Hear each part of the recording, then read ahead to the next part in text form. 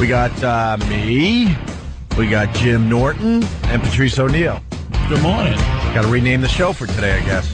Good morning. OJP. OJP. Nice. I like that. Wish I would have known you were in Boston yesterday. Me and Kenny took the train back yesterday afternoon. Could have hitched a ride back with you. I drove you back. I took a nice, easy ride. Had my big tank. Going down 84, then 91 in the Merritt. Nice, quiet ride. Forced my girl to drive the last hour and a half. It was beautiful. Your girl was with you. That means no rest stops for Patrice O'Neill this time around. No rest stops. With hey man. And it was a rest stop kind of day too. I was tired, and I was trying to stay up, and she was, driving half in the other lane. Really? Oh, because she drives 10 and 2, but you really can't drive a tank 10 and 2. No, you gotta kind of rock that. Her dainty fingers, but she did a good job. We survived, but it was a good ride. I can't let anybody drive. I can't let her. I freak out. I can't sleep in there unless it's Kenny, who I trust. But even Kenny's eyesight stinks, so I can't trust anybody else driving. No, in a couple of times, I did knock out because I was just exhausted. But the only time I would sleep was when she started telling me stories, and that was she started sharing things, and she's really into music and stuff, and so she just loves how much she loves it. So when she loves something, because she barely loves anything, but she loves music. So she's talking, and I'm trying to stay up, and I just knocked right out. It was like a dream, and I would wake up, and we was almost home. And then a couple of times when she just she didn't understand how to negotiate how heavy the truck is and how fast she should be going behind somebody on the Merritt, because the Merritt is not a highway. It's like that thing is. You've been on the Merritt, right? Road. It's just terrifying. It's a scary road with no trucks, and I like it. No, it is terrifying because it's a lot of just curves. You do a left curve into a right curve, then a deer pops out. You did the Merritt, right? The Merritt's horrible. And then the gas stations and stuff. You have to do an official NASCAR pit stop to get off these things. It's right. It's the scariest road, but then all of a sudden they give you maybe 10 feet to get up to speed because people are flying around curves and you got to get in front of them. Oh, it's when you're leaving the gas. You ever been on the Merritt? Statistically, if you drive on the Merritt every day for a week, you will die. It's an awful road. Yeah, it is. There's no lights on it. At night, it's terrible. Oh, that's right. Flatness and curving. I forgot about that because it goes through all these rich neighborhoods. They don't want the lights. So it's pitch dark. The deer on the side of the road, they're feasting. Oh, I drive with my high beams every time. Oh yeah, are you that guy? I'm an ass, and I don't turn them off for oncoming nothing. I'm just deal with it because I'm so afraid. What I'm afraid of on the Merritt is smashing into a reindeer, and it's like hitting another car. Yeah, like it's not like a thing where you hit an animal, all poor animal. It can kill you. Yeah. Your airbags will come on if you hit one of those deer, and deer are dumb because they don't have any natural enemies, so they don't know anything is unsafe. Right. They're just stupid, so that's why they get hit all the time. Isn't that they're not mesmerized by the lights? Like the lights don't. No, they don't know that they're gonna die. They're just trying to figure out what you are. They're stupid. That's how dumb they are. That's the same thing. Those wildebeest. You ever seen a wildebeest get their head chewed off by an alligator, and all the rest of them stand there and watch? Yeah. Because alligators aren't even their natural enemy. They don't even know that. They just go, okay, all right, this dude got his face chewed off. Yeah. But as a creature that is alive somehow, how do you not, when like you're walking your whole life, you see nothing but other things with little bones on their head, and then you hear like a with lights? How do you not go, let me get out of the way? How do you look at that? There's no natural nothing to it. But it should be a natural thing at this point. How many deers have bit it? They should talk to each other. I mean, those big things coming at you 70 miles an hour with those two lights on it? Stay away from them. There shouldn't be other crackheads once one saw what it did to the other one. You figure, how can it be brand new crackheads when, look at what happened to this dude? You got to communicate. At least the word's out about crack. We know crack's bad. There are new crack, but at least some of us don't do it. Deer, they don't care. They just walk right out and look at the cars. Deer suck. Aim for them if you see them. Yeah. That was me driving back and talking to Stunt Brain all night about things. And, half the show hung out in Boston over the weekend. Yeah. You did what? Comics Come Home? Comics Come Home. Was the lineup good? I used to love going to that thing. I haven't gone in a few years now. They lowered the expectations. No, they lowered the number of comics. Ah, but it was still. It was Anthony Clark, Brewer, Lenny Clark, Al Madrigal, who's he's in Jay Moore's TV show, and Tom Shalhoub, and Mike DiStefano. Mm-hmm. Okay. And that's it. And you and Leary. Me and Leary, yeah. It's a good show. Yeah. Absolutely. Leary's coming in tomorrow, I believe. Okay. But I used to like when they, taped the show and threw it on TV. Yeah. After the first couple of years, then they decided enough with that. Yeah, and it's at that big, Aggenis Arena in BU. 6,000 people. Oh, wow. I liked really? it when it was at the Orpheum. I loved it then. Yeah, it was a nice... The Orpheum's a great place for comedy. Yeah, Regan was at the Orpheum Friday. Yeah. Oh, was he? Yeah, I had no idea. There's a lot of comics up there this week. I had no idea anybody else was up there until I got there. I'm surprised that it was... and the Comics Come Home had a lot of people. They had about 6,000 people there. And I heard you were sold out. Yeah. So it was good. Let's say hi to Bill in Boston. How are you, Bill? Hey, morning, boys. How you doing? Pretty good, Bill. Hey, Patrice. Hey, Jimmy, just want to say I caught your show Friday night in Boston. You killed, buddy. It was awesome again. Every time I've seen you, every time it gets better and better, my man. Oh, thanks, man. Thanks for coming. I was saying I got your book, met you afterwards. As always, you were a gentleman. Although you did call my girlfriend babe, but I decided to let it go. I probably should. Oh, thank you, baby. But that's not. If I say thank you, baby, to a girl, she says something nice to me, I'm not hitting on her. It's like saying, hey. I love how the guy goes, I decided to let it go. You have no idea how close you were to a beating, Jimmy. But no, I'm sure I wasn't hitting on her. No, he weren't, but we walked out and she was like, did you hear him call me babe? And I was like, did you see the look I gave him? I didn't even notice. But that's like calling you bro or dude or hey, man, No, I know. It was all good fun, Jimmy. I love you, man. Keep it up. Keep up the good work. All right, thank Bill, you, man. Thank you. Let's let's say hi to Maureen on Long Island. Maureen. Yeah, hi guys. Hi, Patrice. Hello. Love ya. Thank you. Jimmy, you ever go into Suffolk County, maybe F.H. Riley's, and do book signings, since we all know where that place is? Sweet. Maureen, you rule. Free appetizer for you. Free appetizer. I have not. Don't you think that's a great idea? I do. A brilliant idea. Definitely. Sounds like a guy doing a girl's voice. But yes, Maureen, I do think I know.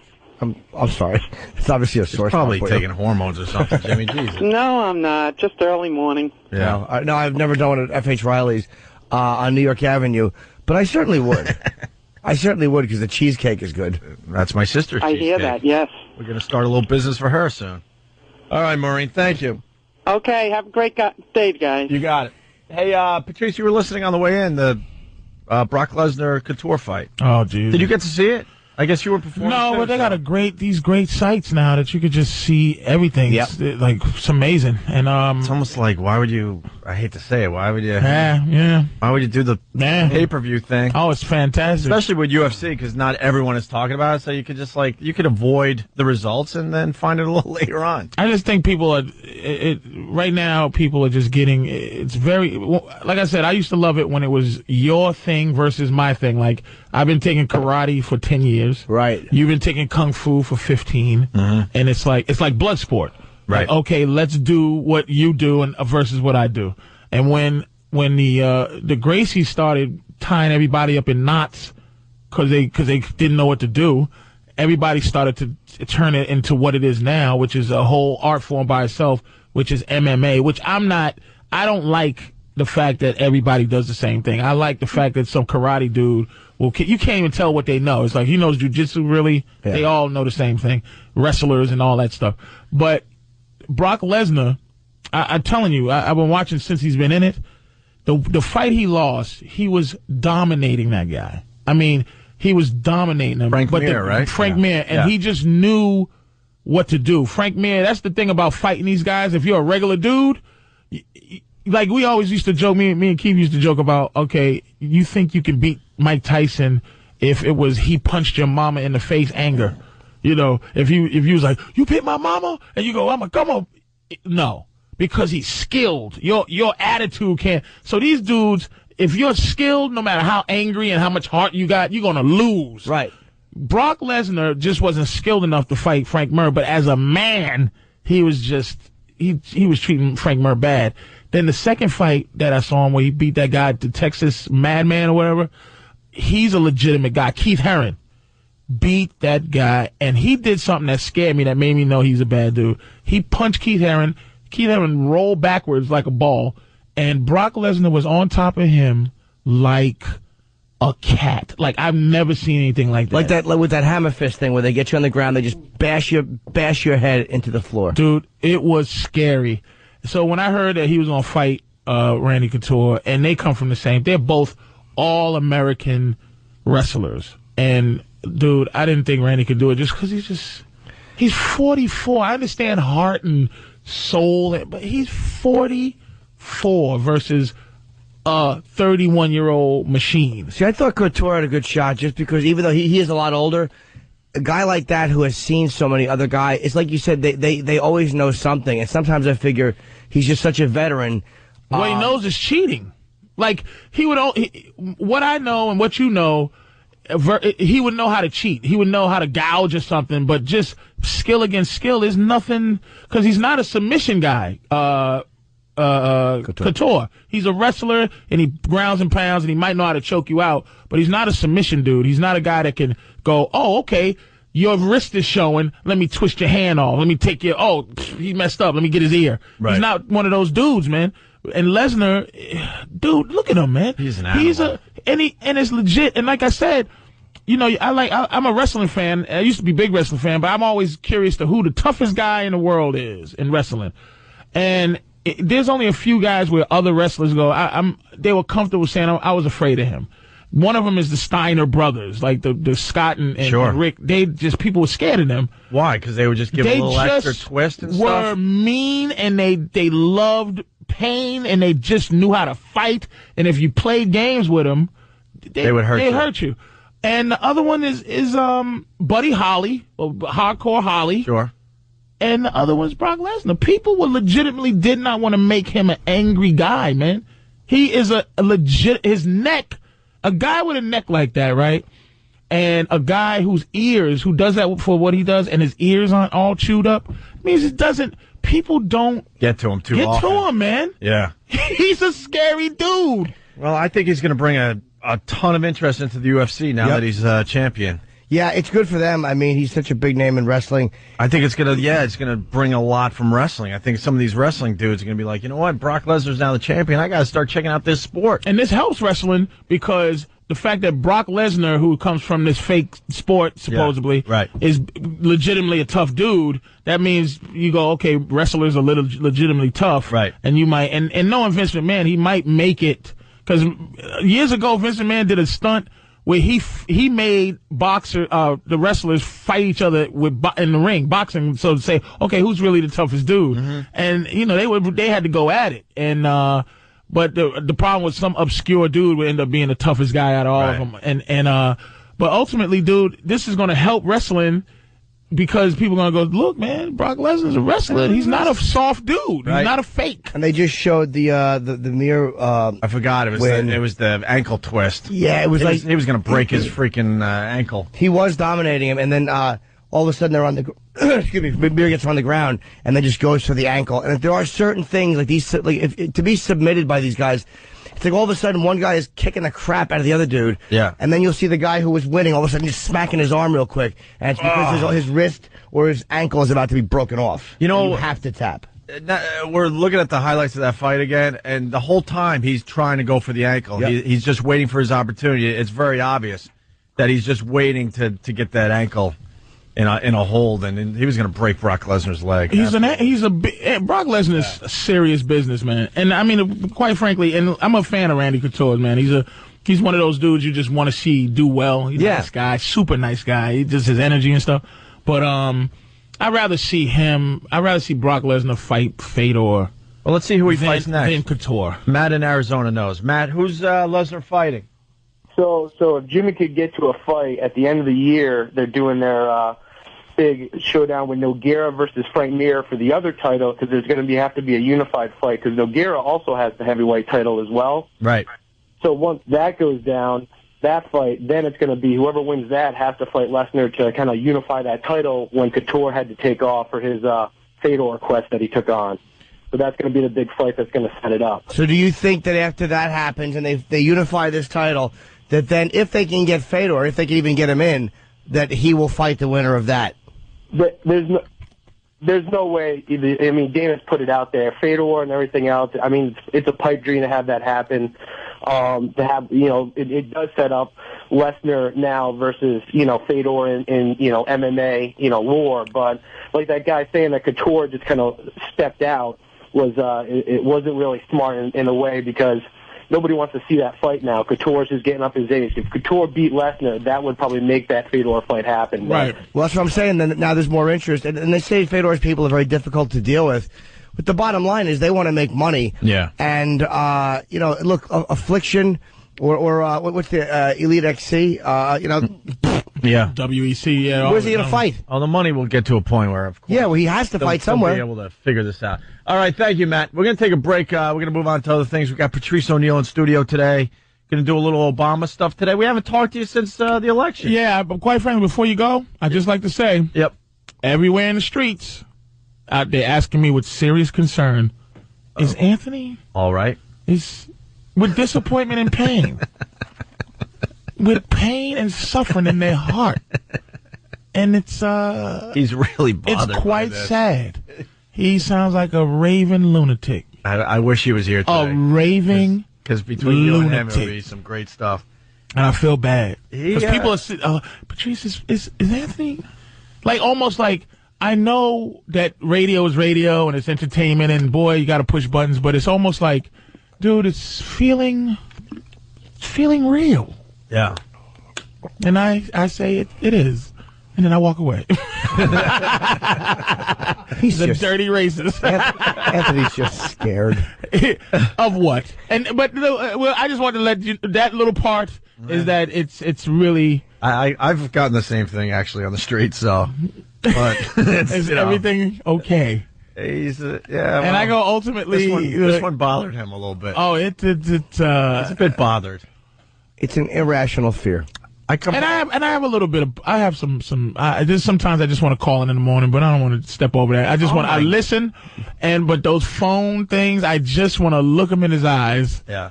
And embrace the energy of what is in his eyes when he's talking. I just want to see it before I really know. On the radio, he sounds like a complete ass.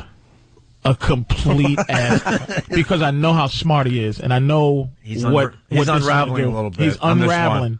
This is, I We'll get your thoughts on the whole thing after the break. Okay. And maybe we can wake up Anthony, or maybe he didn't go to bed yet. We'll get him before he goes to bed. I'm sure they was hunting. They caught some homeless black man somewhere, and his family was hunting him down last night in the woods.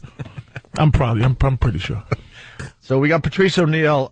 It's pro-Obama Day, finally. Yes. We get a word in today because Anthony is out. He'll be back tomorrow.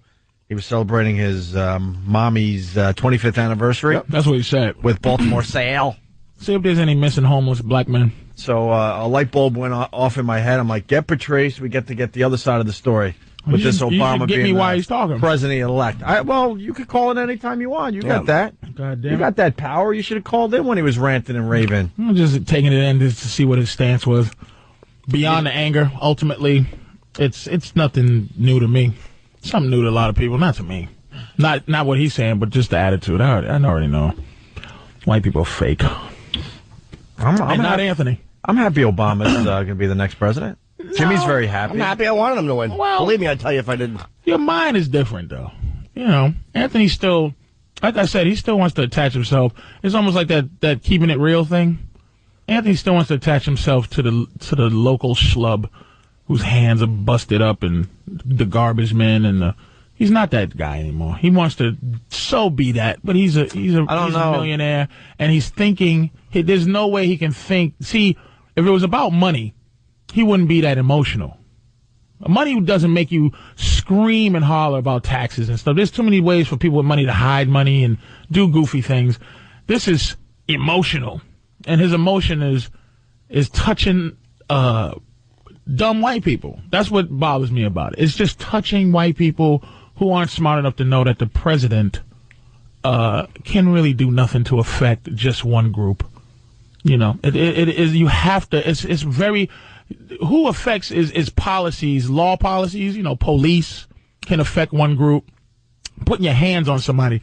It's white cops. What are you going to do? Change the infrastructure of what racism is now? See, racism used to be, it used to be legislation-wise. You was able to be racist. See, here's the fear that Anthony has, and I heard it a couple of times with the uppity thing, is that here's some white people, I'm going to think as a white guy, and what would make me mad.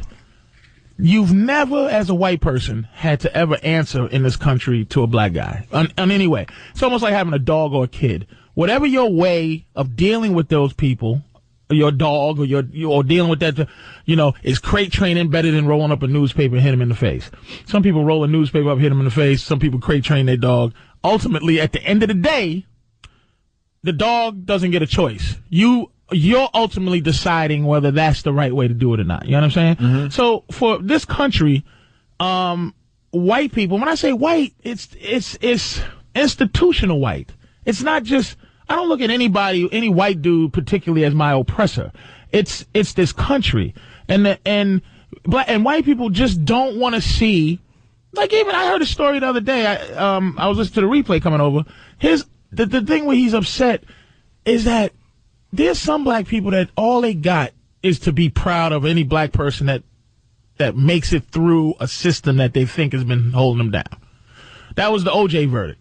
The OJ verdict had nothing to do with OJ. It was just, oh man, he beat that system. He was a black dude that had the resources to beat that. Woo! That was it. That's all it was. But white people don't want to see that happen. And ultimately, here's what I say about the race part. The thing is, this is the only people in this country who are defined by color is white and black. So, really, Obama is half African, who black people don't like, half white, who black people don't like. He doesn't have that generation of institutionalized anger, right? He had to be that special dude to win this. But the fact that his skin is what it is makes it the problem it is. But it's also how he identifies himself. And one thing just to say, because you've touched on the race, it's that it's not just dumb white people. It's like, it's not just a matter of thinking like, oh my God, all black people are going to run the country. It's the fear that's happening with a lot of people. It's this irrational thing where it's a black face in a typically white office. And it's like, as irrational, like, they said a lot of black people are unhappy and can be disappointed because it's the first one. A lot of white people that are really disappointed and frightened are going to realize, oh, what was I worried about? It's working that way both ways. Like, a lot of black people are too excited because they think something is going to happen different that really isn't. And a lot of white people are depressed because they think something But those people are in the same category. This is what I'm saying about how we all think. See, I'm not eliminating black people from the problem either. Because a lot of black people think that the black president is going to do something black for them. I've heard some of the goofy things, but those goofy black people are just as stupid as goofy white people who think that this is going to all this is really what this is to me. It just gives me the opportunity because I want the equality to me is when a black person, a mediocre black person, can be put into a spectacular position. Obama had to be almost Messiah-like, the lore of this guy. I want to see Arnold Schwarzenegger is the governor of California. I'm just looking at his face. Mm-hmm. He is mediocre from head to toe. The spectacular thing that he is he was a spectacular weightlifter. He's not a spectacular guy. He's not a spectacular leader. His movies weren't spectacular. They were great in terms of entertainment, but he's really a mediocre guy. It's just like a black quarterback. Right now, there's enough black quarterbacks for me to go, please fire him. Mm-hmm. There's enough mediocre black coaches to go, please fire him. The coach from Pittsburgh is a spectacular young black coach, but Herm Edwards has to go. Removed from football in terms of head coaching. What has he done, really? Mediocre. What is Herman? Doesn't know. Romeo Cromwell from Cleveland. Got to go. But that's what I want, is that the next black president can't be But if they were the all things. Hold on, but if they were the only black coaches, then you wouldn't say they have to go? Exactly. That's where it if gets it was weird just for me. one and that was it, yeah. then I'd be like, hey, he got to stay. because there's not any. But my thing is, it's all a symbol for me. Because I knew what I was watching the election with my girl.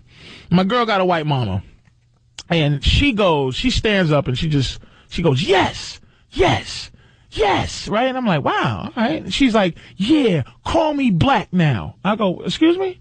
Call me black. I'm like, what? What are you talking about? You know, my girl's half black, half white. You know how half black, half white girls look. You know, got some white things and some black things. Mm-hmm. Black lips, white hair. You know? So she's like, yeah, if you're going to call him black, you call me black. I go, what? That shit, you look like Sarah Palin, right?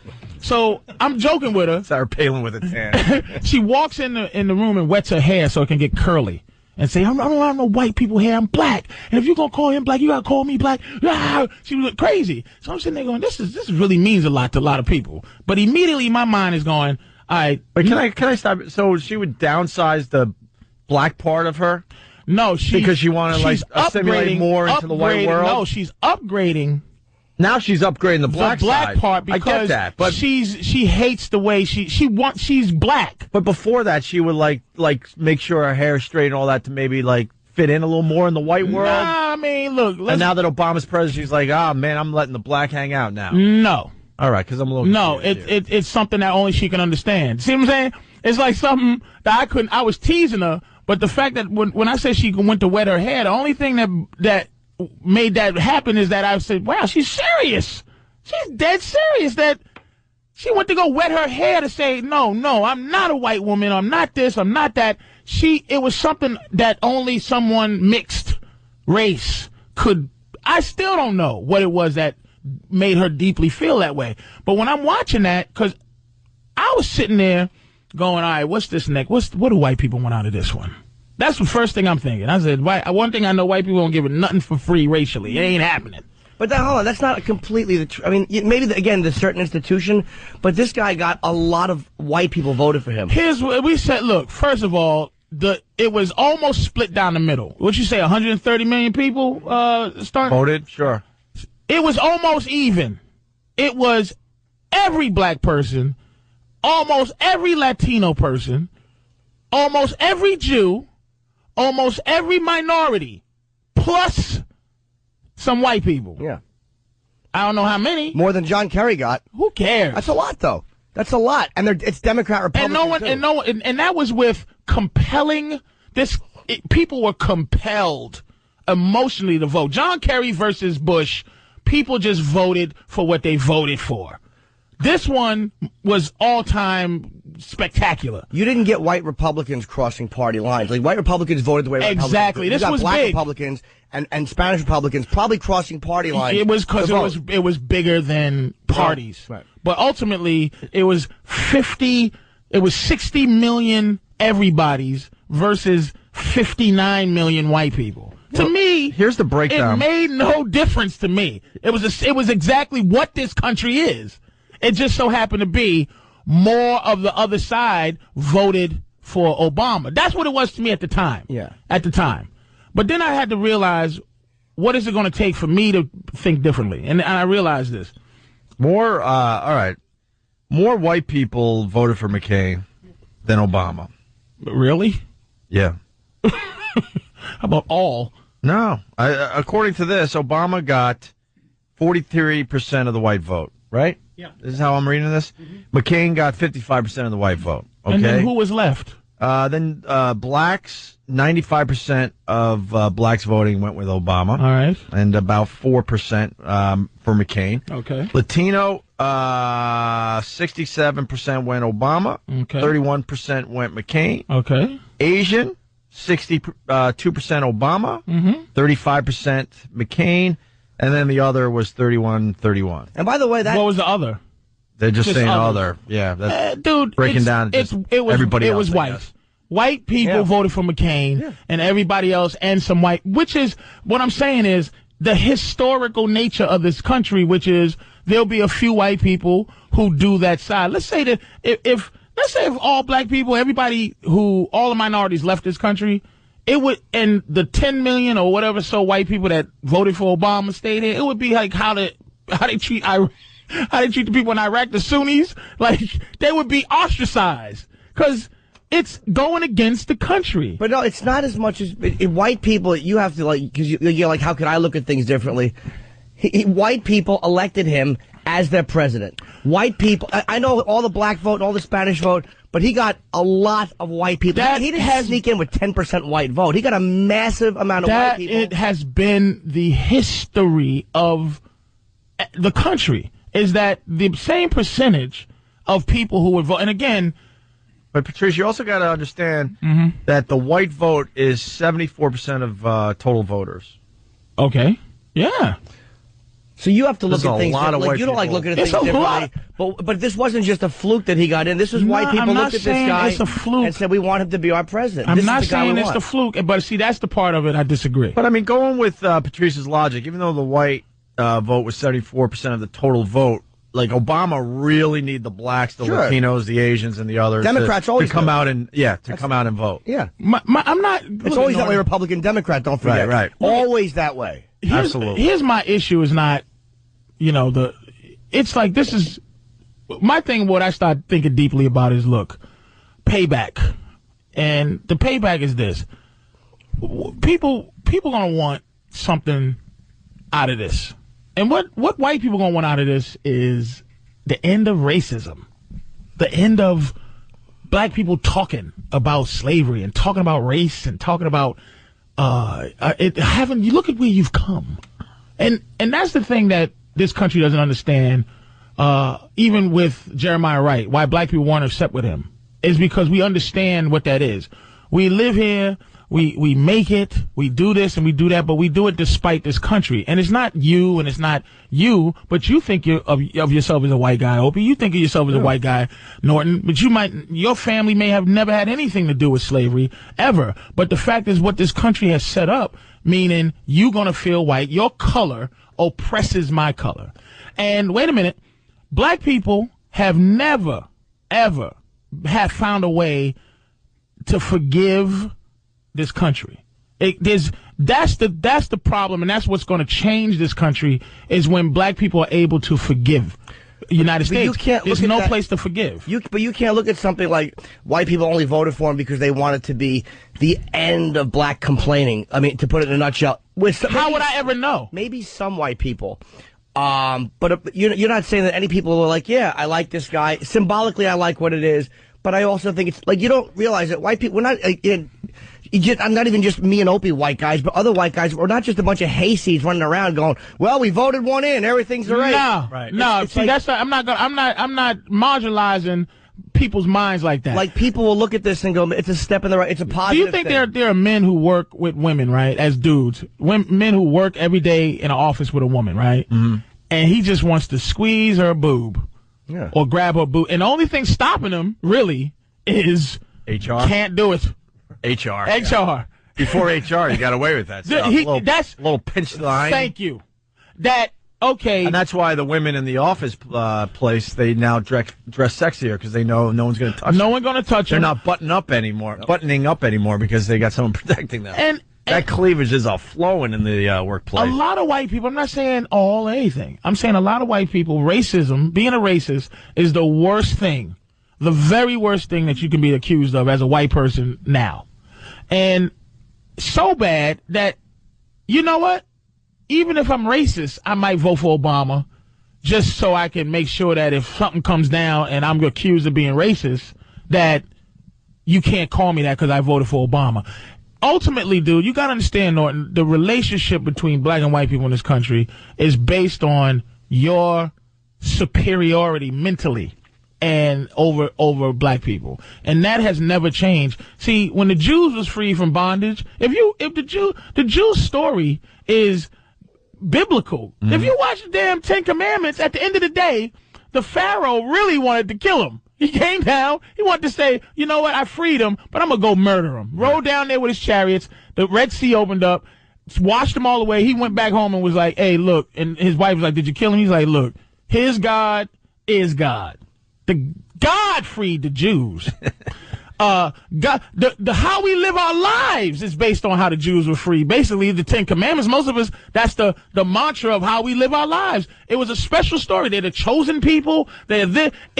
it's closure. There's a villain, which is the Pharaoh in Egypt. There's a beginning, a middle, there's an end. It's over. They don't have to continue to hate vagueness. How we were freed, it was paperwork. If you read the Emancipation Proclamation, which is the document that freed the slaves, it's nothing but making black people go to war. And in the third paragraph, it's like, hey, go report to something. Yeah, but in that war. I get it. We've talked about it many, many times. So how do we solve this? Because I'll tell you this There's much. no way for white people to solve it. That's what an arrogant statement right there. No, but I'll tell you something, because like the average white person doesn't think of the slavery thing like you guys do. Of course you don't. And I know, and as a white person, I could tell you, I just worry about my own struggles. I could give a crap but here's about why it's easy your for you struggles to or do anybody that. else, because I had it tough growing up. My struggles were against the system. It wasn't a color. And as I continue to be very successful in my life, I have a lot of people in my family that are still struggling. And that's what I focus my attentions on. If I could give a crap about the slave thing. Of course, if I punch you in your face every day. Right. And then I just stop. But that's why I don't know how this ever works itself out. I'm going to tell you how it works itself out. Because we got our own struggles. I can't be bothered with worrying about It's easy for you. Making that slave thing completely go away. It's easy for your skin color to move on. But it's not easy. I got brothers that are still struggling because of the system, not because of slavery or anything. You're talking about personal experience. Well, that's what we all look at. But this is not. This is bigger than personal experience. Well, you're not going to get Whitey's help on that. How do we figure this out? This is why ultimately you're not. This is what I'm saying. White people's idea that they're going to figure this out is the ultimate arrogance of it. Is that I'm doing my part to help. The only way we don't even think that way. The only way that black people are going to really move on is to find closure for ourselves, right? Because we're not going to get it from white people. So again, how do we get to that point? I don't know how. See, my thing is, I got again personal experience. You're my friend. You're my friend. It's like, but I dislike white people. But I don't see you as a white dude. You're Norton. But I'm talking about what this country does and what your skin color is in this country and the things. And I can't. Nobody black is going to relate to. Hey man, the system. It's like, yeah, what taxes or something else or something. I'm talking about oppression. I'm talking about a country who did something to a people who never ever said that this is wrong. Now, I live with the legacy of the skin, and you live with the legacy of the skin, and it's still that way. We have never mentally, for the color, never mentally been moved on. But this country hasn't moved on. The country has said it was wrong. More than symbolically, the way things have changed in the last X amount of years. I'm not saying that erases anything. What, we get stuff? Black presidents? Yeah, but it's not that, man. It's not that. It's the way people look at things. It's the interactions people have. You can't write it off as just, like, you painted it like all of a sudden, like, all white people still think the same way. No. And nothing has changed. No. What has changed? What changed? Like everything, perceptions, the way people interact, people's desire just to live with each other and not have any of this crap that was going on for all these years. That has changed a lot, and it hasn't been force-fed. You can't just say that everybody who is pro-Obama or who is pro all this stuff are being force-fed and reluctant or looking at black people in a negative way. It's just not true. Let me ask you this. Do you agree it's getting better? Do I agree it's getting better? Yeah. I don't know. I'll tell you why. We did a show on Friday. We're moving on from that, but we learned that, like, in your lifetime, you're in your early 40s or so, or getting there, right? So blacks went from not voting to having the first black president in your lifetime. I'm just asking. But I'm saying, do you understand? The slave thing's not even on my radar. But do you understand I got my own issues. We understand things I worry about for me and everybody have their own personal issues. Right. And black don't. And here's the thing that it's like that black people haven't moved on. We haven't moved on. We have moved on. It's the fact is that to really end it, we need closure mentally, because this summer the Congress did apologize formally for slavery. But you said it doesn't mean anything. Do you understand? Is it a start? It's not a start. No, because a bunch of white guys who decide this was bad. It goes. This is what I'm saying, that you can do nothing about it, because we have to go back in time to where the wrongness happened. To where, the wrong. See, ultimately, dude, there's a feeling that black people have that's not going to be changed by apologies or money or anything. It's a forgiveness that we don't have for the country, that white people can say, hey, man, I got my problems. We know, because that's human problems, issues. Your mama's sick, your feet hurt. We understand. I'm talking about, as a people, that this country has done nothing but wrong. And the people, I think in 1950, if there was a black candidate, he might have still won. If in 1950, the Klan wasn't allowed to just beat somebody's ass at the voting booth, I think there have been enough people to vote a black president in then. I don't think, my thing is the inside, how people feel. I don't care about the trinkets of just, here you go. Here you go. Here's a president. Here's this. Doesn't that see the change? Look how far you've come. What? But it's not just that. It's not just that. That's the point I'm making. That if that was the way everybody thought, you'd be right. But everybody is not looking at it like, here you are, child, take this. You don't want white paternalism. I'm generalizing. You don't want white paternalism, and fair enough. Nobody would want that. It's insulting. But that's not the way it is for all people. And that's what I'm saying. You can't look at it like everyone is just looking at it like, well, here's your little gift. Slavery's over. Pat on the head. Take care, guys. Yeah. That's not the way all people are looking at it. We're not. Again, I'm going to say this one more time. It's not all people. This is what I'm saying, dude. The arrogance that white people put themselves, anytime the word white is said, that you would put yourself in a category to understand. See how you understand the white point of view, Norton? Sure, that, hey, this is not what we all, this is, you gotta understand there's a new kind of racism, man. It's lying. This is why I appreciate Anthony. You can't say white and expect other white people to not react any more than if some people say black, you're going to react. You can't paint it like where black people can react one way to the whole country and it can all feel the same thing because of their skin color, and yet you can criticize white people and of course white people are going to get reacted. But the color that we're talking about is the same color that messes with your family when you say you have your problems and you're worried about your family and things. That's the white that black people are talking about. That's why black people are closer to having this racial thing end than white people, because we live in a country, Norton, okay, where really we've never felt like anything's changed. Even though, okay, you're allowed to do this, is almost, it's insulting. But it's a generational thing. It's like we're living it, and I said this to Anthony too. In hindsight, this is going to be a blip on the radar. Like, oh yeah, that's when things were all of a sudden different. But in a real generational life, like we're living it real time. So it's not going to be finished in our lifetimes.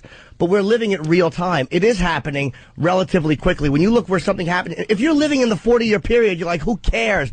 Now I'm allowed to do this. Where's the internal change of all this? The internal, I'm not sure what you mean. The difference in your life, the difference that makes you go, damn, this was foul, and move on. See, it's easy to move on when you're white. It's not easy to move on when you feel the same way in this country. And now the covertness of it is hard to, you can't prove it. Before, all we could do was relate to lynching, dogs, hoses, and George Wallace. Now it's who, me? I don't know. So basically what we have left, like I said, Jews had Hitler and his mustache and his friends. We have white. Color. I know, you got a color. I understand that. Well, that's it. All right, well, come up with the solution then. There's the one that's what I asked you today. It's generational. It's not going to happen now. It's a slow. Again, 500 years from now, people look back. They'll go, oh yeah, in 2000, they'll probably just call 2000. All of a sudden, 2000, they got a black president, and all, things will be different because you'll have a 50 or 100 year span to look at it. In real time, when you're living something, it seems like it's slow and nothing is happening. What is it? Longer than 2000. That's a pretty good point Jimmy's making, by the way. Longer than 2,000 years was Moses, because Jesus was 2,000 years ago. Yeah. Before that was was the Old Testament.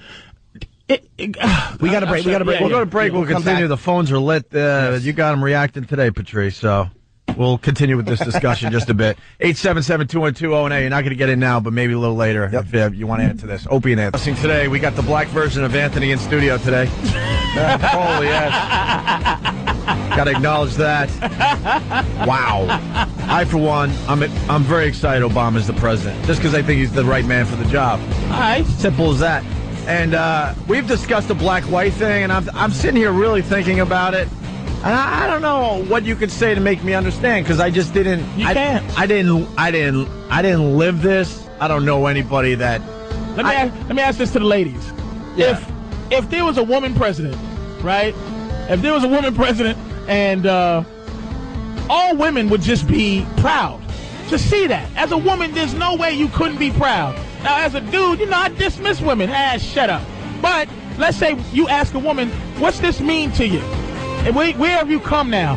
A woman will go, this is a start. This is definitely a start in the right direction, but there's a lot of things. Kind of like Jackie Robinson was Jackie Robinson. And then I say to a woman, I go, what? A start? It's done. Shut up. Abortion? I don't want to hear about it no more. You think the black president, a lot of white people are going to look at it like, all right, even Steven. Now what? Yeah. What else can you people complain about? If they do, so what? What else? But so what if they do that? What? That's what I mean. Ultimately, I don't like your wife. No kidding, man.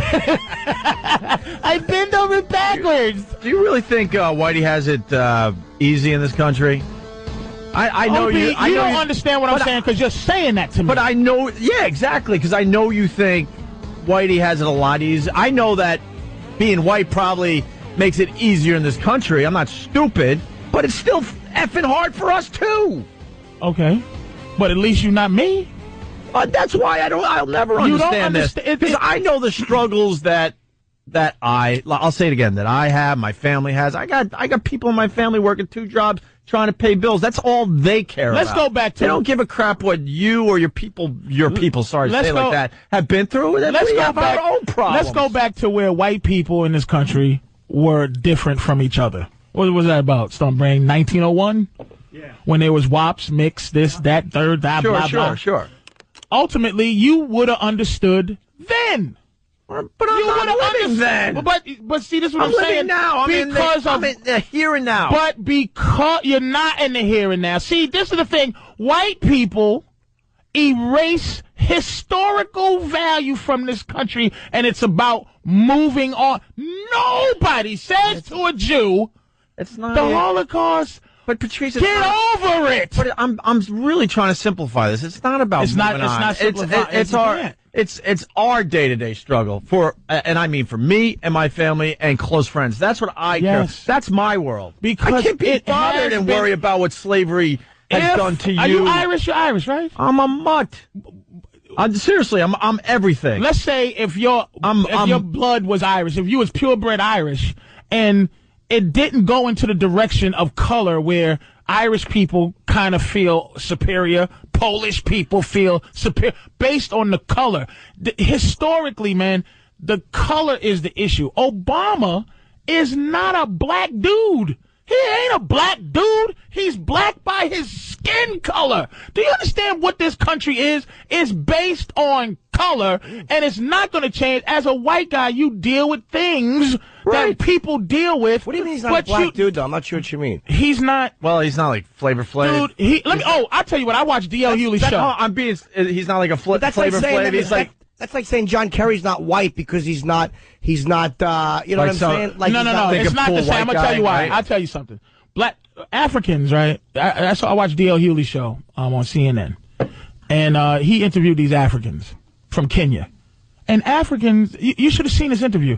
I got so mad because they took credit. See, Africa does not associate themselves with black America. They go, he is the first generation Kenyan. What are you, D.L. Hughley? Wouldn't even pronounce the name right.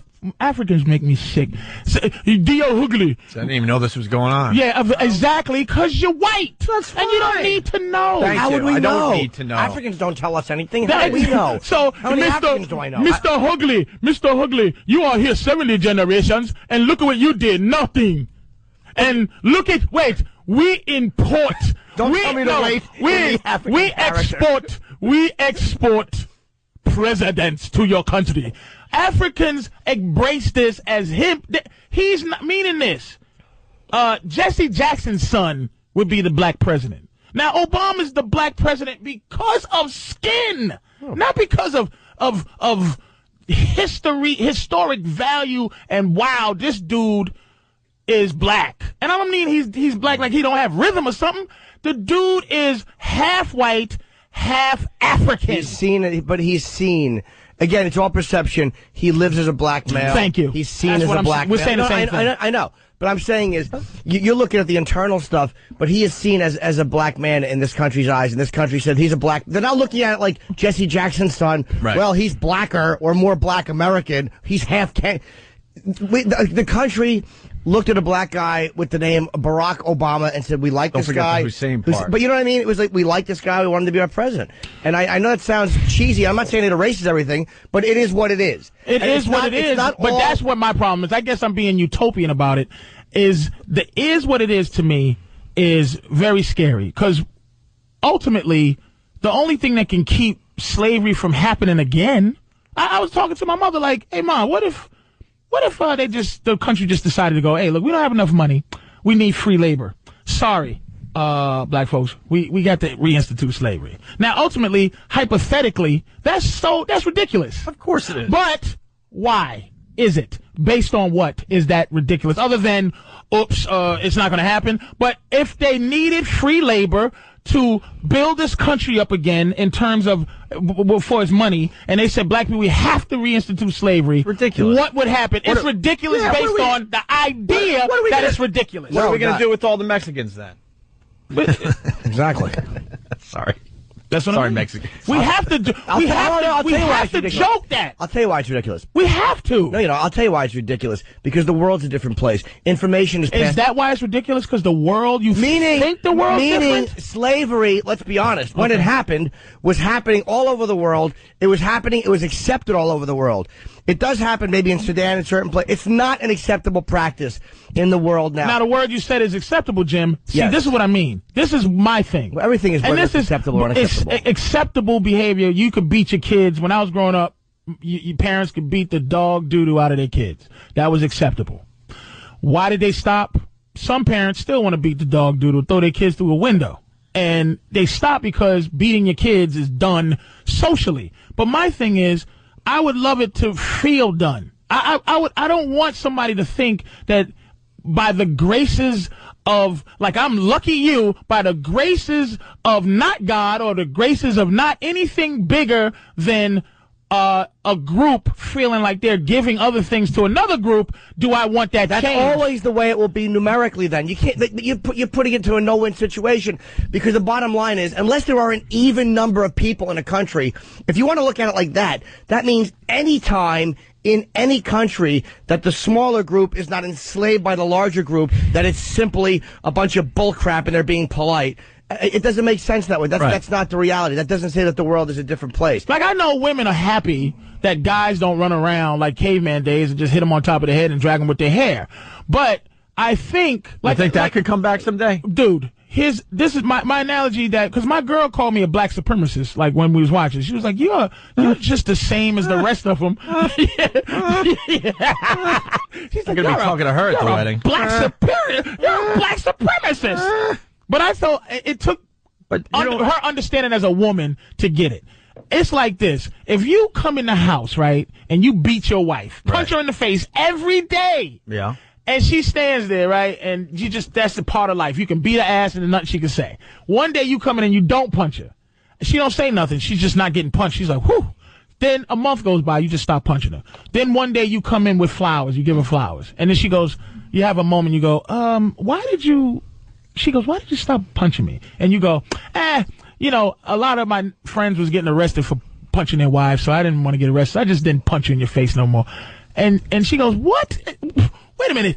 The only reason you stop punching me is because you might get in trouble for doing it. And ultimately, I know you're not getting punched, but the idea that someone's not, it's not a heartfelt thing. But that's how most people stop doing That's stuff. the original stop. That's Right. the original stop. And then 20 years later, if husbands all over are still not punching their wives, Right. the wives can't go, you're only not hitting me so you don't go to jail, because it goes beyond that where it's like all husbands But you know what? you're not supposed to do that. Here's the point. It's still at the mercy of social acceptance. Numerically, it will always be that then. Then you're putting it into a situation where no one can win because that's a numerical game. And that's why I'm saying white people have no way to help. It's only, and I don't know the answer because I want to forgive. And what I mean by forgive is when a white dude says, hey, man, hey, you're really articulate or you're smart. I want to go, thanks, dude. But in me, I go, what you validate my intelligence, cracker? I'm better than you. You didn't think that you didn't think Obama was going to win. You thought he had no shot. No shot. And then all of a sudden, until I start reading, and then you start. Okay, I remember the call. You're like, I think this guy has a real shot because of the electoral vote. Now I'm very happy. I'm very happy he won the popular. Yes. Because if he didn't win the popular and he won the electorate, like I said, white people, when the answers. You think you got the answers? We'll change the questions. They would have changed the electoral vote. That didn't happen. What happened was he got the majority. He got a good majority of the vote. Thank God. But he did. And he got the electoral. It was a completely legitimate. It was it was a pretty overwhelming compared to where the elections have gone. McCain even said in his concession, he said, and the country has spoken, they've spoken clearly. I mean, it was a beating. That is what. See, how I felt at watching McCain's acceptance speech. He was great. I mean, concession speech. McCain was great with that. How I felt was what it'll take for me to forget is like to see somebody that a white guy, old white man, just something about him just felt like he wanted to go, I'm sorry. It looked like he wanted to go, look, man, I knew he was better going in.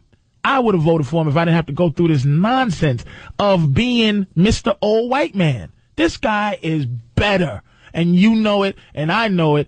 Boo! But that's typical politics. Like, that wasn't a typical political speech. No. But the booing, they always do that. Oh, yeah. They don't always boo. When you mention the opponent in the concession speech, what? No, they always. Every concession speech. It's always the guy like, everyone. my opponent ran a better campaign. Boo! Go Okay. back in history. Everyone, dude. Every time we elect a new president, I'm going to go with you guys on this. This is what I'm saying to bring it to what I want to feel. I don't want to feel like they booed the black guy They racially. didn't boo the black guy. But do They you didn't. They understand? They were booing that. They were booing that their feelings. They were booing that their guy they worked so hard for is not going to be the president. And they believe in him and his policy. Say. I'm telling you. All right, that's they what do I it with believe. every That's election. what you say. Every election. Your paranoia, I don't understand. It's paranoia. You dismiss it paranoid. Fair enough. Hold on. That bullying Here's the saying. That bullying Just is. because I'm paranoid don't mean somebody ain't trying to kill me. You're right, but that Patrice, let me tell you something. You're paranoia, and I don't understand because I don't live your life. I so don't see it that way. Don't see it that way. But do you understand? You see it that way, and I don't, and I see it differently. That's why I want to see it differently. That's my whole thing. To me, it was so obvious they were booing because their man did not win. They booed McCain when Obama mentioned him. They do that. You this country. Let me stop saying white. Forget what this black and white. This country dismisses black people's feelings as paranoia. But just because white people dismiss black people's feelings of paranoia, find out if it doesn't black mean that people they never think are. the same thing I do. It doesn't mean that they never are. They boo every concession speech. Right. And everyone. Hold on. Let me jump in. They boo the other guy. You're 100% right by me saying you're paranoid by saying that. You're 100% right. I said it the wrong way, but I'm just saying, like, I saw it one way, you saw it another way. But to not see that booing, to say that you're paranoid over that, you know what? Maybe that is going a little. Can we go to the OJ verdict? What did you? Real quick. What did you feel, Norton? What did you feel? Was going on with black people when that verdict was read we was running. I thought they were insane. Originally, because it was 1994. You're talking 14 years ago. I personally have gotten more knowledge and understand things a little better, but in '94, I'm like, they're cheering. I did not understand and why on any did you level think where we that was coming all from. did it at the same time? It was like, well, now no I one got a cell phone call and cheer right in now. In the moment you look at it, you're asking what I thought about it. In the moment you look at it, like I was actually shocked how naive I was. I was shocked that he was acquitted. But when you look at it like, all right, black people are all cheering for this. Internally, you know, there's not a bunch of people cheering that a lady got her throat cut. It's like, that didn't make any kind of sense because the reaction was too immediate and it was too 100% and 100% this way.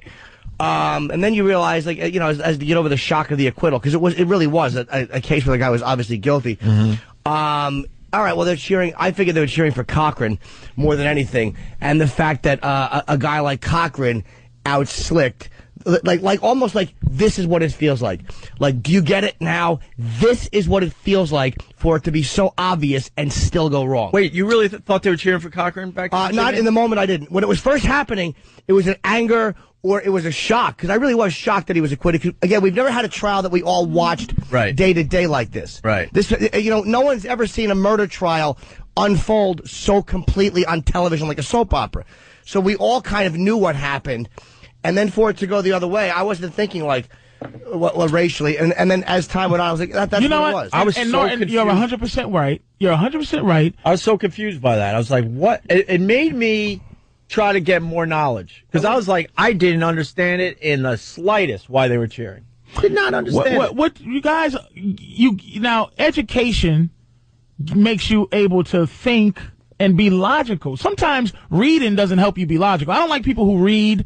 Like some people think because they read something and they recite what they read back to you that makes them wonderfully intelligent. Right. I like people who think. So you got your intelligence and then you went and thought about it. I tried, yeah, because obviously what was going on that I was naive to, that the black man was being screwed over in the judicial system. I had no idea. How can white people not? I had no idea. This is how. In '94, I had no effing idea that was going on. This is how wonderfully lucky this country is. Because guess what? I read a bunch of articles after that. I went, wow, all right, this is where this is coming from. I'm not sure if I, agreed, but I'm like, okay, at least I have more knowledge on why the reaction was such. Can you believe, Anthony, I heard him talking about, he the president now, right? I heard that one. And I'm like. We laughed at him for that one. It's hilarious. Because I mean, Jimmy and I live in New York. I have to say it again, some of the hardcores will kill me on this one, but I am not seeing what Anthony is. Why would any white person? I'm just not seeing it. Understanding the history, which means a lot of white people don't need to know the history of this country. Don't need to know. So why would any white person who didn't know any history not have you have to read books and learn about the history of this country to say, you know what? Damn, all they're doing is saying Obama now for what this country did. That's all they're doing. They can't have that one. I don't want to get white people. Your record is 1,000,000. But I don't want to get away from the fact that you were talking about the booing, because as much as what you're saying, a lot of what you're saying is very correct, and I know it's correct. But that is like when you're looking at something that way and you're going into that extreme of it. You are looking at it wrong. And exactly, but I'm admitting it, Norton. I want to be see, there's been enough black mayors who've done some really ridiculous things. Kwame, the one in Newark, Sharp James, Marion Barry smoking crack. There's been some black mayors who've done enough things to where if a white mayor's running against a black guy, I go, hey. It just has to be enough black people doing enough things for me to give white people the benefit of the doubt. Well, and it's hard to do. Well, that's what I was saying the other day. We were talking about this, and the bottom line is presidential elections are once every 4 years. It's going to be a historical view. It's not going to happen in any lifetime. Yeah. Say 200 years from now, when they look at a 100-year block of time, we have 25 more elections after this Obama election. Let's just say of the 25 elected presidents, 6 are black, 19 are white. Well, let's be. Or 5 and 20, however you want to look at it. What, 5 out of 20 will be black presidents? Let's say over the next 100 years. Hell no. Here's what 100 years is going to be. One of these things is not like the other. In 100 years, you're wrong. There's going to be Jewish. Of course there will be.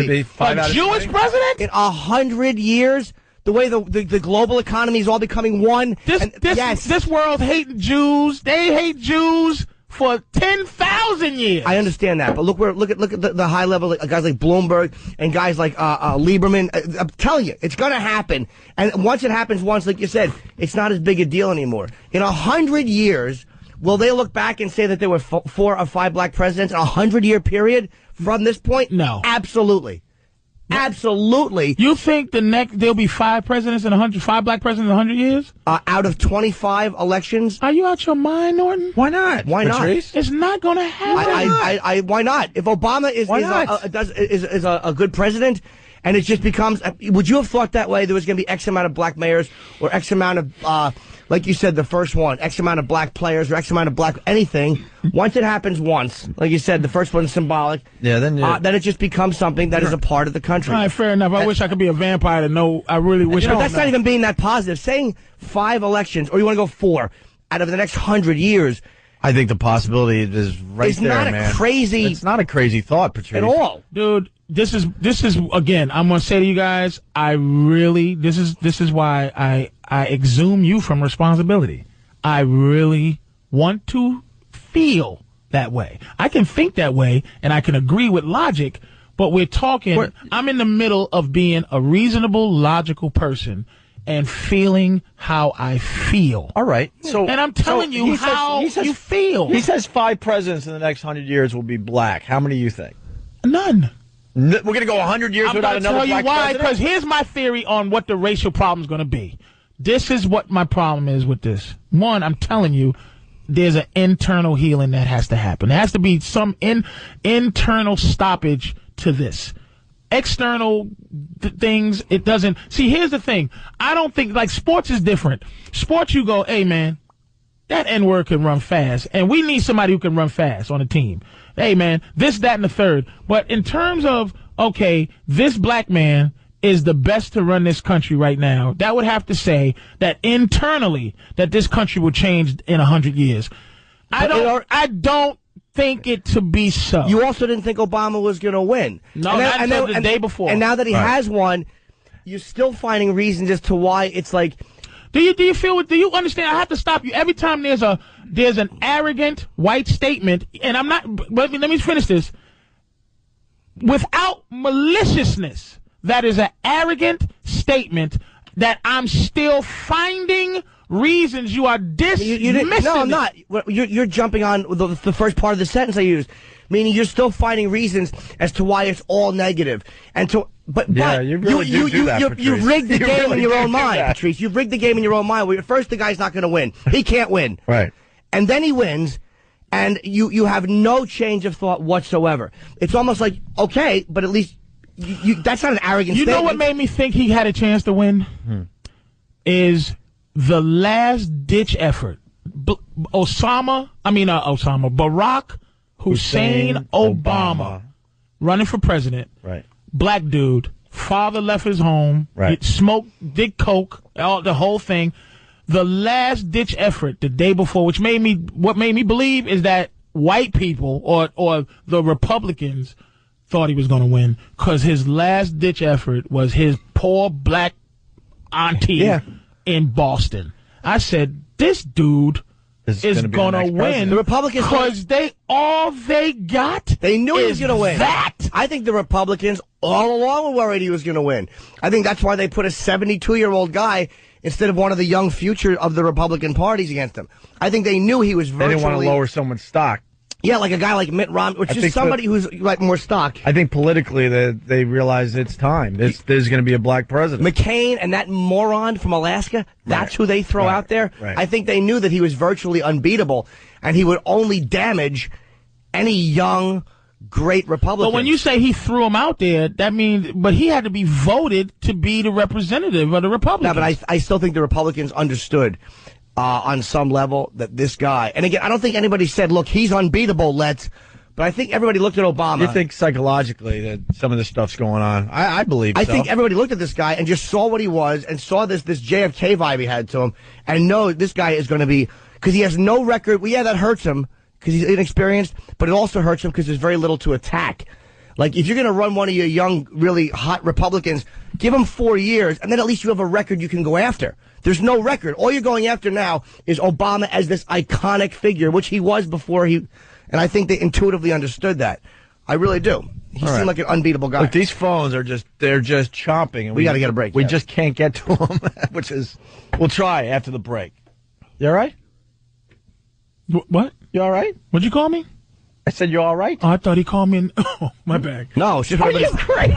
It's only what everybody's thinking. I'm messing with you. I'm still a comedian.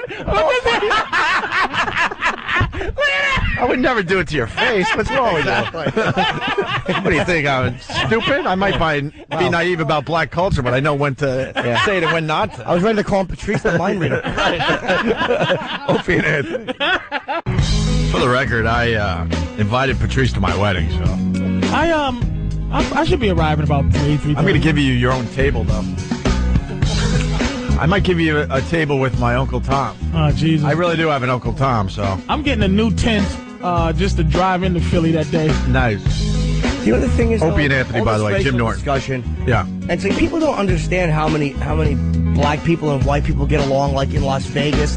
Like, there's a comedy festival, right? I happen to be doing a show. Jimmy, not now! What? It's important. Whoa. It's about race.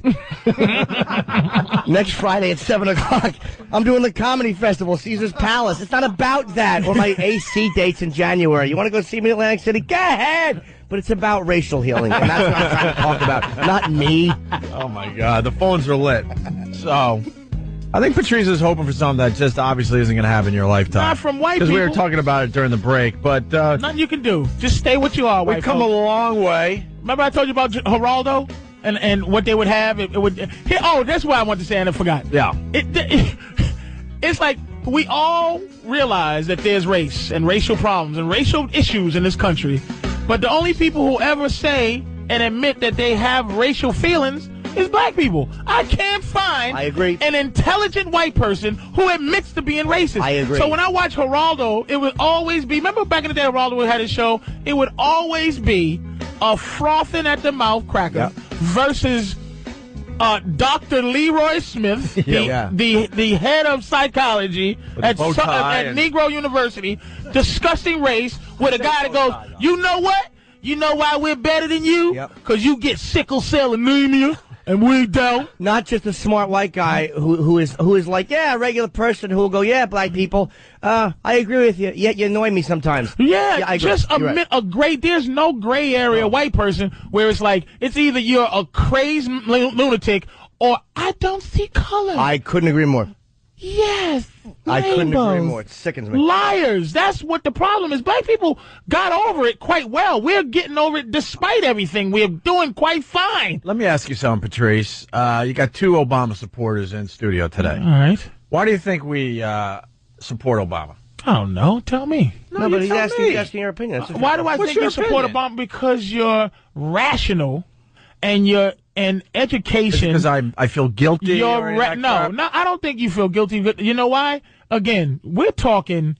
It's just like the money we might make in this business when you explain it to somebody who works hard. And if you complain and go, oh, man, I made this much last week, and you complain, the average square is going to go, I'll kill you if you complain about that kind of money. But it's the same thing with what we do. We're honest for a living, Opie. We attach ourselves mentally to our feelings. A lot of people don't have the ability to attach rationale and reason to their feelings. And that's what makes them what they are. I'm trying to be logical along with how I feel. That's how I'm able to function. If I was only emotional, there'd be problems. Real problems. Worse problems than I have now. So why I think you and Norton did is because you try to live as honest as you can. And so for you to lie about how you might feel about Obama means you'll lie about anything, and your whole stilo's not to lie. But look at what you do for a living every day for 5 hours. You're trying to be honest about things. So you're not setting yourself up to be a hypocrite, and you're not political. That's why I think you two voted for him. And I'm not saying that every other white person voted for him for something different, but I'm saying when you're not... I didn't vote, by the way, just for the record. You didn't? No, I didn't. No, But you led it with, why do you think we voted for him? He means supported him. Supported him? Yeah, If you voted for him, I think you might support him because of that, because you're rational and despite whatever you might have felt, you could make a decision based on being reasonable. And I don't think everybody has the ability to be reasonable. I think more do than you think, though. You're right. Not everybody doesn't, but I think more do than you think. But I do agree with that frothing at the mouth racist. And even as a white guy, it is hard to pull out of other white people any racial feelings at all. And I know racial's the good word. See, every time you hear race with white people, they think it's racist. Racial. But racial exists. Having racial fears is exists okay. with everybody. It happens. But you have a lot of white people don't admit it. Not many people. You're right. White people don't admit it. No. And I see it on stage by their, and it makes me nuts. Whenever you mention racial fear or racial discomfort, because everybody has moments of it, they interpret it as I'm a racist if I admit that. And what you just said is what I'm talking about with this election is a bunch of people who can go, you don't, I'm voting. We got to come up with a different word because racial's too close to racist, and that's why probably. Yeah, dude, I'm. But you voted for Obama because he's black. You pretty much admitted that on the show. I didn't vote either, but yeah.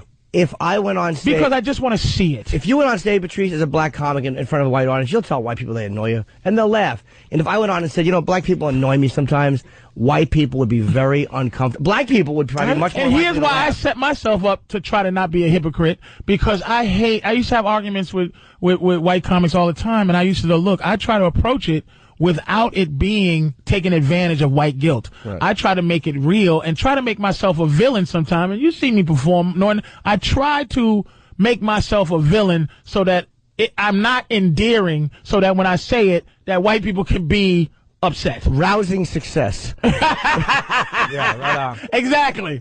That's what I'm saying. By the way, for the record, because Anthony's not here, when you ask him why McCain, he would say because, he believes in McCain's policies over Obama. Of course. I'll say, but there's I'm just saying. Ant is valid when he talks about. And he could back it up because he starts spewing some stuff. The NRA, he's a big NRA guy. And look, Obama's tax policy, it's like, it is a big thing, though. He wouldn't be this animalistic. Probably not, right. If it was a white guy that won. But he'd be closer to this animalistic I guarantee. than you think. How long you guys been working together?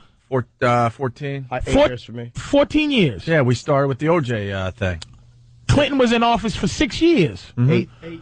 8 years. 8. No, 6 years at that time, meaning 6 more years Clinton was in office during that time.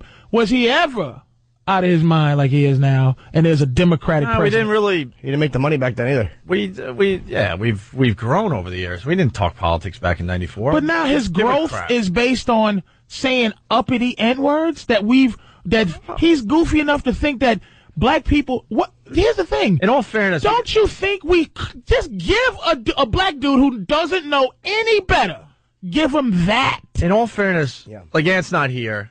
He'll have a lot to say about this tomorrow. But what we need to do is get you both in studio at the same time to really have at it. No, that's a good point, though. Because it's not fair to. It's easy, No, you're looking at an empty mic over there. So that's what the hell? I've been listening to. I understand, but we got to give him the opportunity to defend what he's saying. The uppity N-word, she bumped into me, and how dare she? It's white entitlement, but you still won't say you racist, you liars.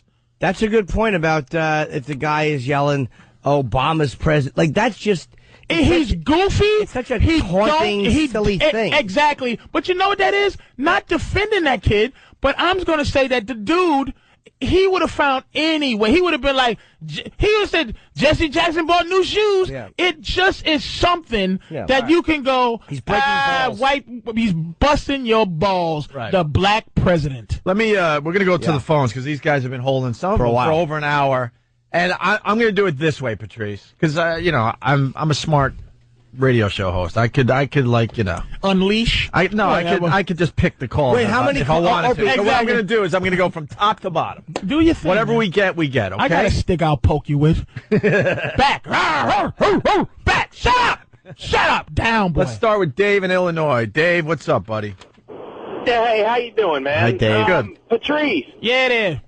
You think that I'm getting the vibe from you that. It's the same vibe I'm getting from your voice, by the way. All right, give him a shot. I'm gonna give him a shot, but you can. I already smell it. I'm not stacking the deck. We're going from top to bottom. Let's go, Dave. Do your thing. No. What I'm saying is that you believe that any white guy that voted for McCain and they were against Obama had some kind of racial undertone for doing so. You know what, Dave? You believe that? Dave, let me ask you a question. Dave, let me ask you a question. I said in this room, I don't want to feel that way. But I do not think that was the case, and I really don't feel that was the case. But for the most part, I'm generalizing you, Dave. I am grouping you in with all of you. That's not fair. Oh, is it not, Mr. White Man? Do you hear yourself? You know what? Do you hear white people? All right. Do you hear fairness? But that's it's not fair. It's not easily 9 out. Fair. But Patrice, easily 9 out of 10 guys would say exactly what Dave just said. Easily. Yeah. Because we don't. His name is Dave. He's not Uncle Sam. He's Dave. He's just a guy from Illinois. 9 out of 10 would say that. Do you get what I'm saying? So how dare fairness be a part of white people's speech? So what's not fair as far as you're concerned, Patrice? Because when you say the same statement when it comes to stuff, here's the what I mean about it's not fair. Mm-hmm.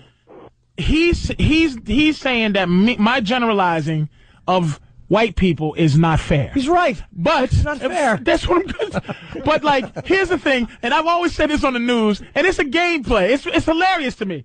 Is that when they go, 3 black men robbed a Walmart and shot and raped everybody. They rarely say black man. But when a black guy does something, it is held over all of our heads. Even though it may not count against, but the country makes it feel like all black we got to defend ourselves. But when let's say Gary the Green River Killer, you probably know his name, Norton. I forgot his name, but the Green River Killer in Seattle killed 50 hookers. Right. Ultimately, one guy killing 50 people of the same thing.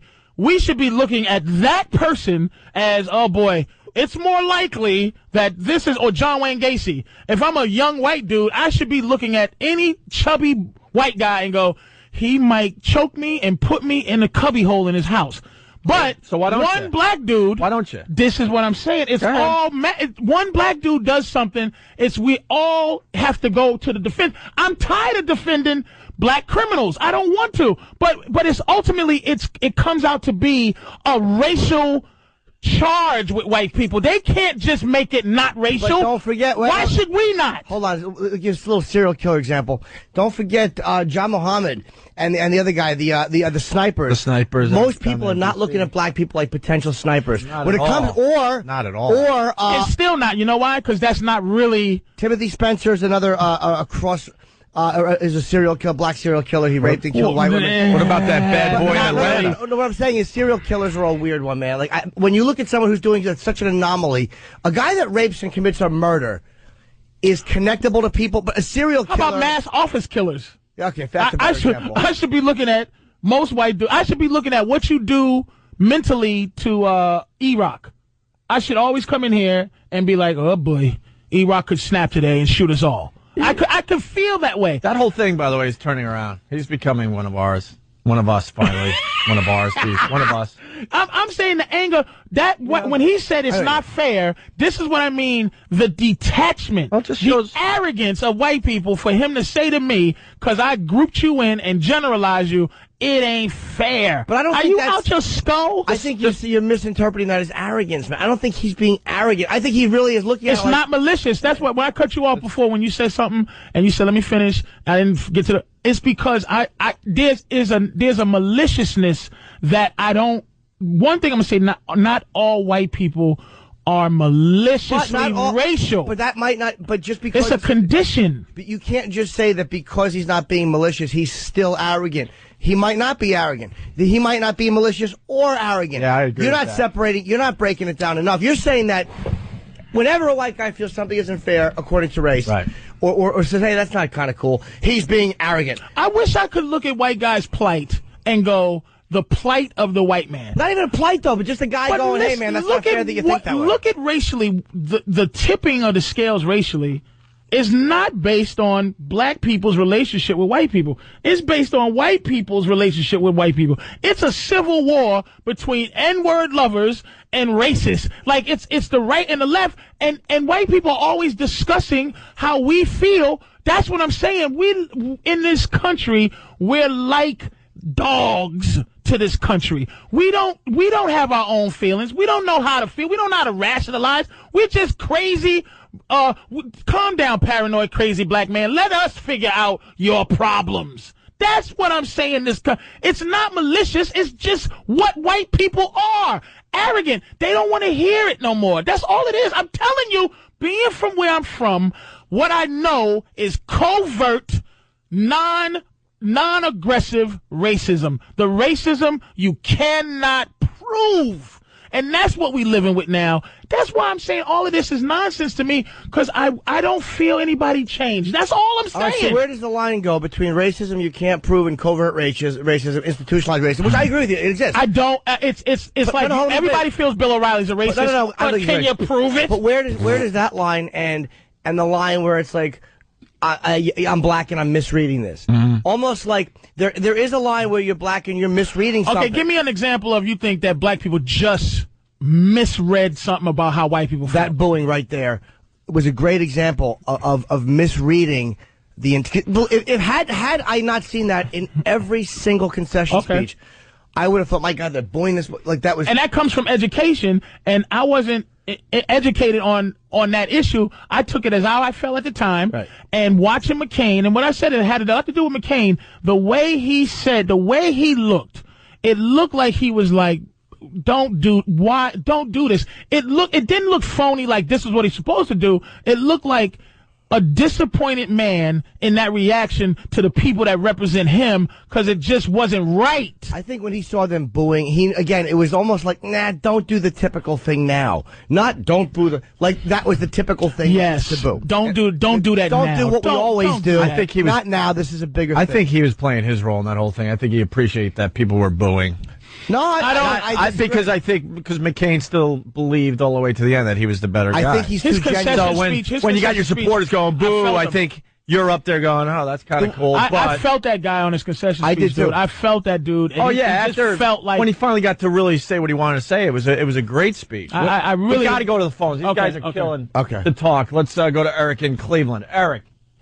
First off, I got to tell you, I'm black. I didn't vote for Obama. I felt that Obama was bad for the country. And I got to tell you, Patrice, I'm ashamed of you even being black with me, simply due to the fact that I am listening to you and this garbage that you're spewing out. We're Americans first. We're Americans first. And I understand that people have gone through a lot of hardship and a lot of agony to get to where we're at, but everybody has. Chinese, Irish, Italian, black. We all have gone through something. Our job is basically to get there and do what we're supposed to do. And can I tell you something? I'm going to tell you something right now. White people think you're hilarious. White people are like, who is this goofy guy? Your white wife and your white friends. Let me tell you something, man. Let me tell you. I will tell you this. You said you're ashamed that I'm black. You're ashamed of how I feel. You're ashamed of how I feel is what you're saying. What you're saying is you're ashamed. As a matter of fact, you insulted me to get your point across, and I'm telling you, I'm sharing my feelings with you, and you haven't even shared a feeling. Do you feel like this country's racial? Do you feel like this country's racial? You're one of these black people. Let me tell you who you are. You're a black person. You're a black person who doesn't eat watermelon in front of white people. That's who you are. Let him answer. That's a good question.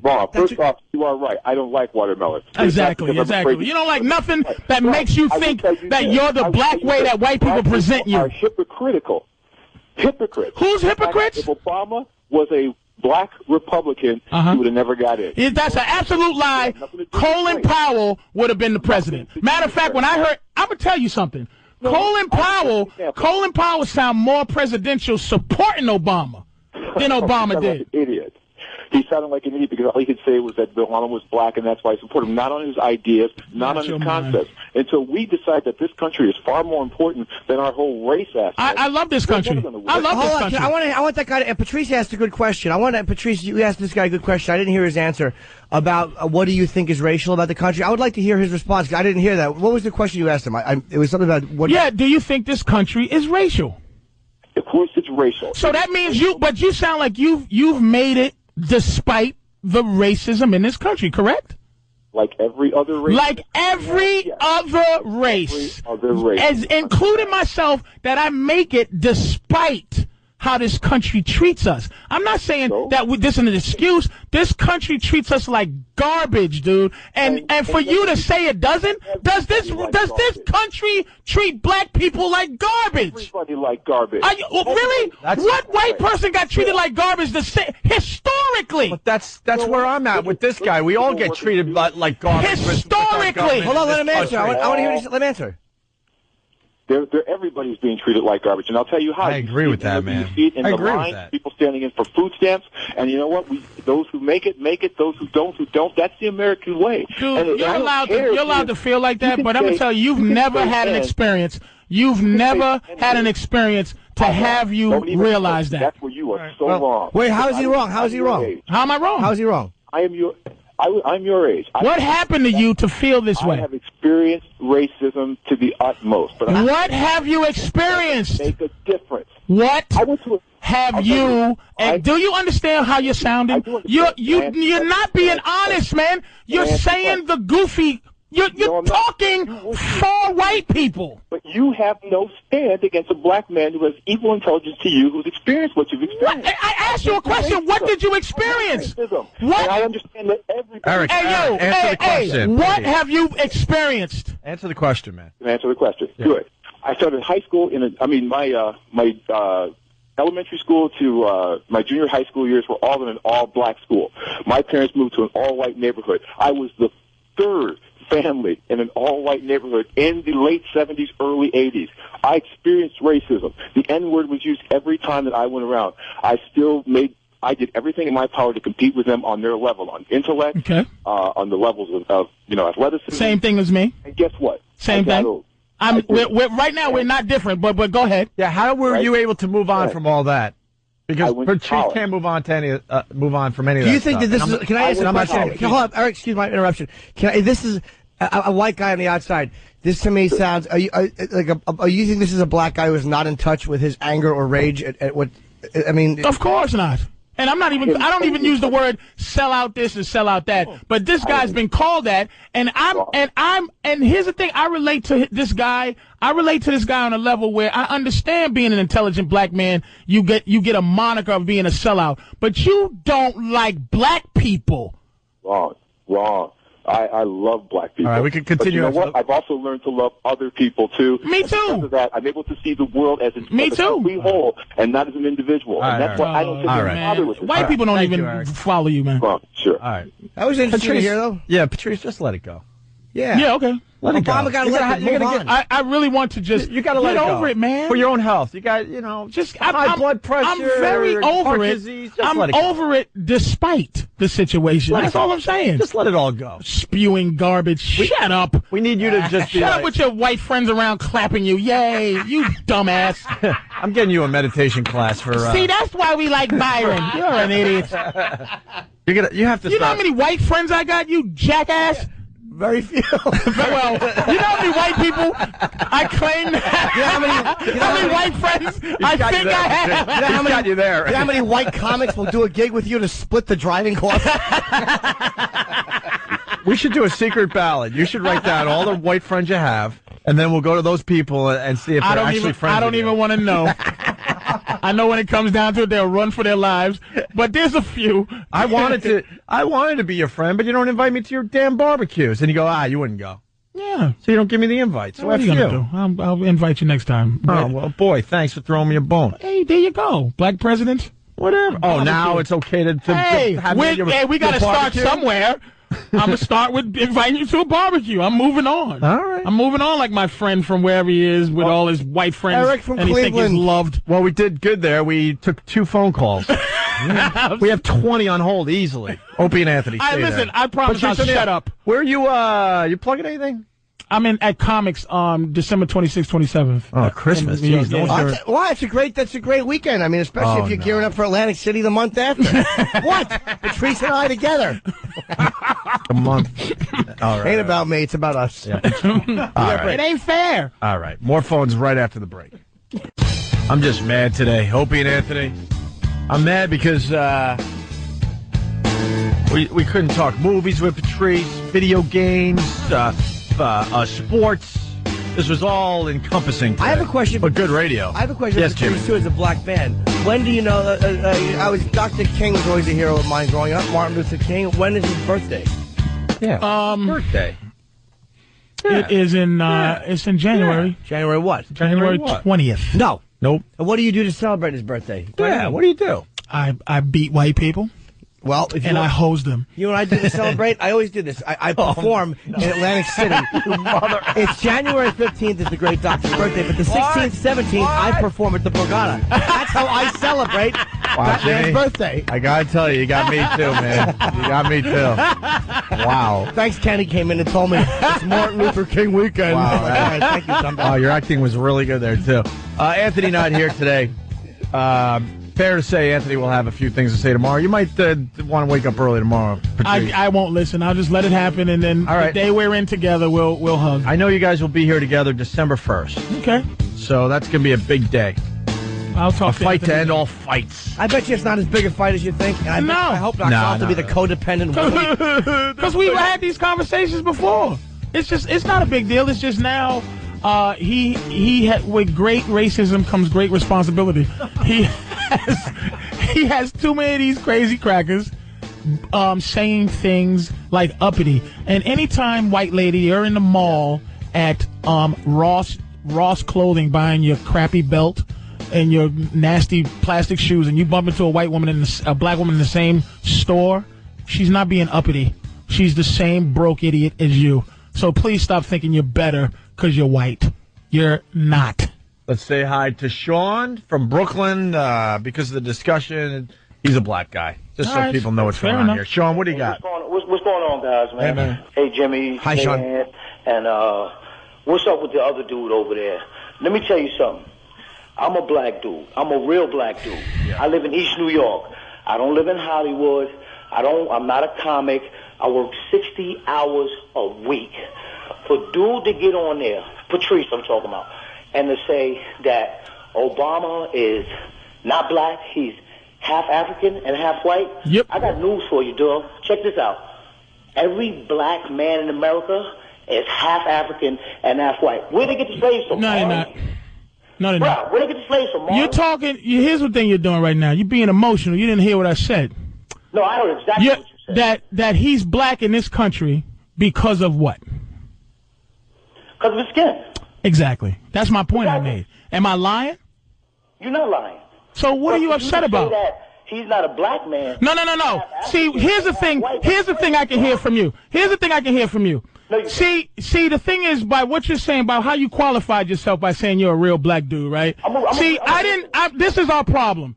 We qualify ourselves as real black, real this, real that, by our experience and keeping it real and this. Your voice is not the same as the other dude, and your voice is not the same as mine. Dude, you from East New York. I hear it. You probably don't play games and the whole thing. You're not a comic. And really what you was doing in an emotional way is you was insulting me. Yo, I'm not Hollywood. I'm not a comic. You dismiss me. This is our problem, is that we can't be different. We can't be different and be the same. What I'm saying is, when I say he's not black, okay, I mean he is not, it's not a generational thing that's deep in him, because we've been locked up in this country since 1619. Let me tell you, Africans don't give him to us. Africa thinks that he's theirs. They said that they export presidents to this country. They disrespect black people. They don't look at us like that. I'm telling you. Patrice, when I said a real black man, I mean a real N-word, okay? Right. I don't know if I can say it over the radio. Hold on a second. When I say that, I mean that, bruh, I work 60 hours a week. You hear what I'm saying? I hear you. I work 60 hours a week.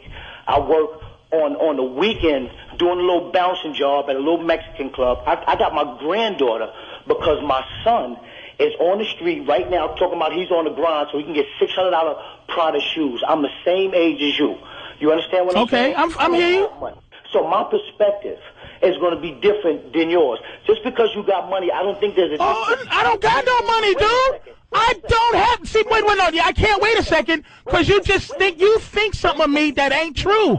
I don't have no money like that. You missing the whole point. All right, what is your point? I'm coming from emotional. What I'm saying is, you can get on there and you can talk ha-ha funny jokes and that. Did you feel like I was being ha-ha funny? See, this is what's going on. I'm gonna tell you what's going on right now, and it's our problem. This is our problem. What's going on? Oh, you gonna let me say what I got? Oh, I'm sorry.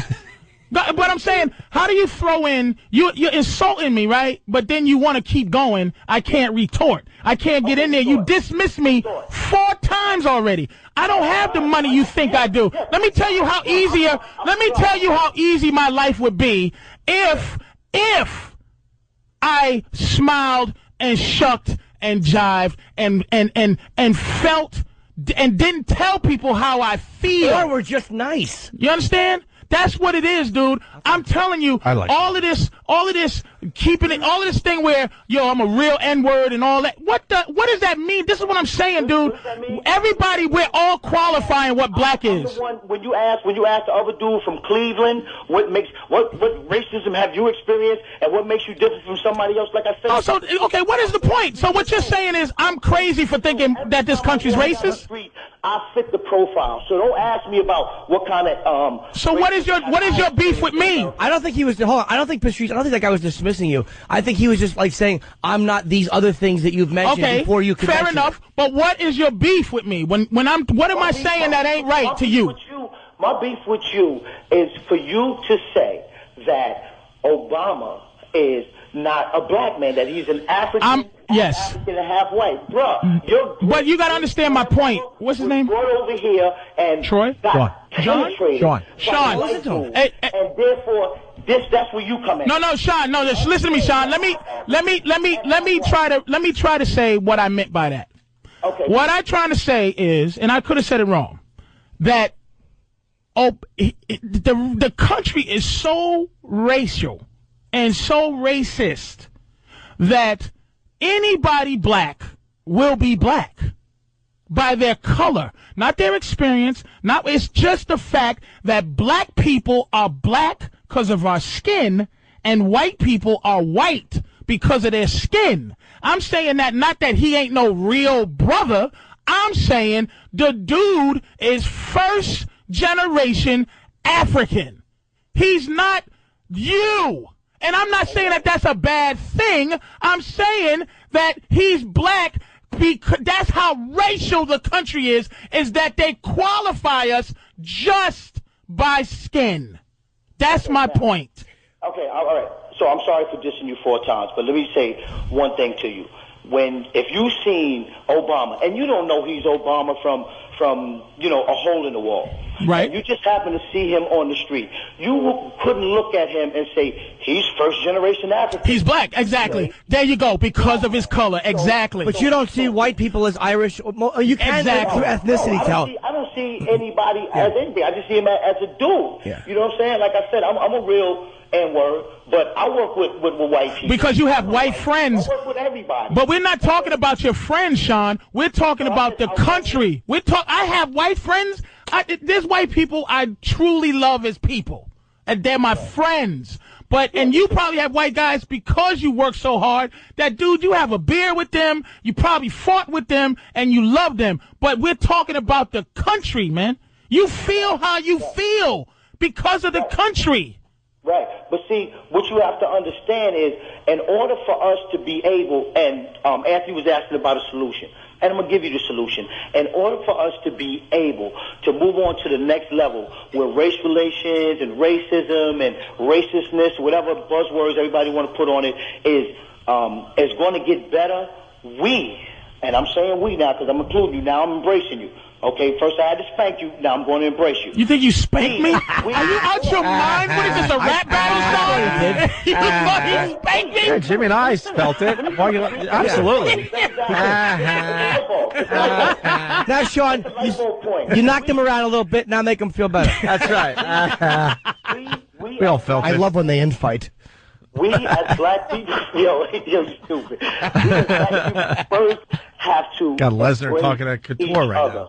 now. We have to embrace each other. You understand what I'm saying? All right, Sean. We have to be able to get past the barriers of just because you got a little bit of chips and I ain't got no chips. Yep, exactly. You funny, ha-ha, or whatever. Again, with the you got chips. He's right. What is it talking? Do you see where it's going?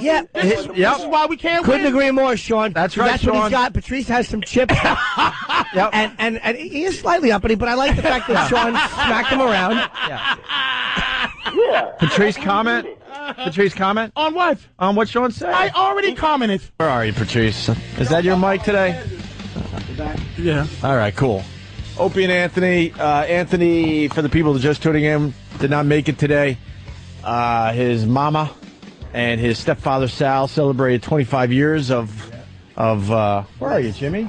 There's Jimmy. That would be a sin if I wasn't on. They had their 25th anniversary, wedding anniversary thing that they did yesterday, and Aunt called around 7:15, and I thought my pal was calling just to say hi. I'm like, oh, Aunt wants to just talk about the football games. I'm not stupid. I knew something was up. Hey, can fucking stupid Eatman call me back? I called him 2 days in a row and didn't hear. I understand he's a busy guy, but it's like, how about a minute call back? What's up? I tried to talk to him about something. He hasn't gotten back to me. It was irritating. Who's eating? Yeah, Eatman, our radio agent. Yeah. Are you using this to get him to call you back? Because he doesn't listen to the show. Every once in a while he does. No. You know, this is way above his head. Yeah, no, I wouldn't expect him to listen. This shit's way above his head. He doesn't understand. No, he has no idea what's going on. Nah. All right. Unfortunately, you know, a lot of people called in. I just gotta say this: the two companies. I've been yelling and screaming about this for a while now, well over a year, maybe 2 years. They got to learn how to work together because both sides are now insisting that we leave at a certain time over there. And this is where it hurts the show. We had the phones lit with some passion and some anger and some thought and some just a little of everything. And we're like, oh, my God, it would be so obvious if these two companies worked together. We would just sit here and take advantage of the fact that we have some great phone calls coming in. We come in to XM, Sirius, whatever the fuck it's called today, and look, no phones yet because now we have to rev up the engine and get it going again. They'll call. It's just so fucking frustrating. It is, but this is where it hurts us. They'll never work together. The Opie and Anthony show. They'll never work together. It's too bad. It does stink. Because they're hurting the bottom line. And I can't believe that I'm sitting here and I don't know why I just have an erection. For no reason at all. Cialis? No, just a rod. You know what remember the word plethysmograph? No. Plethysmograph was when talking about you and your dick just hard for no reason. Yeah.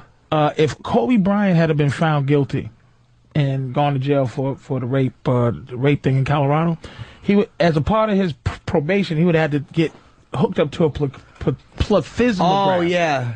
And what that does is they show you things and do trying to get pedophiles. It measures your arousal for different things. So if they hooked Norton up and showed him a picture of whatever and his dick got hard, it would be grounds with the plethysmograph to say this guy is a pedophile, or what have you. Really? That stands up in court? The convicted pedophiles, not just for your personal taste, but for convicted kid touchers to see if they are rehabilitated.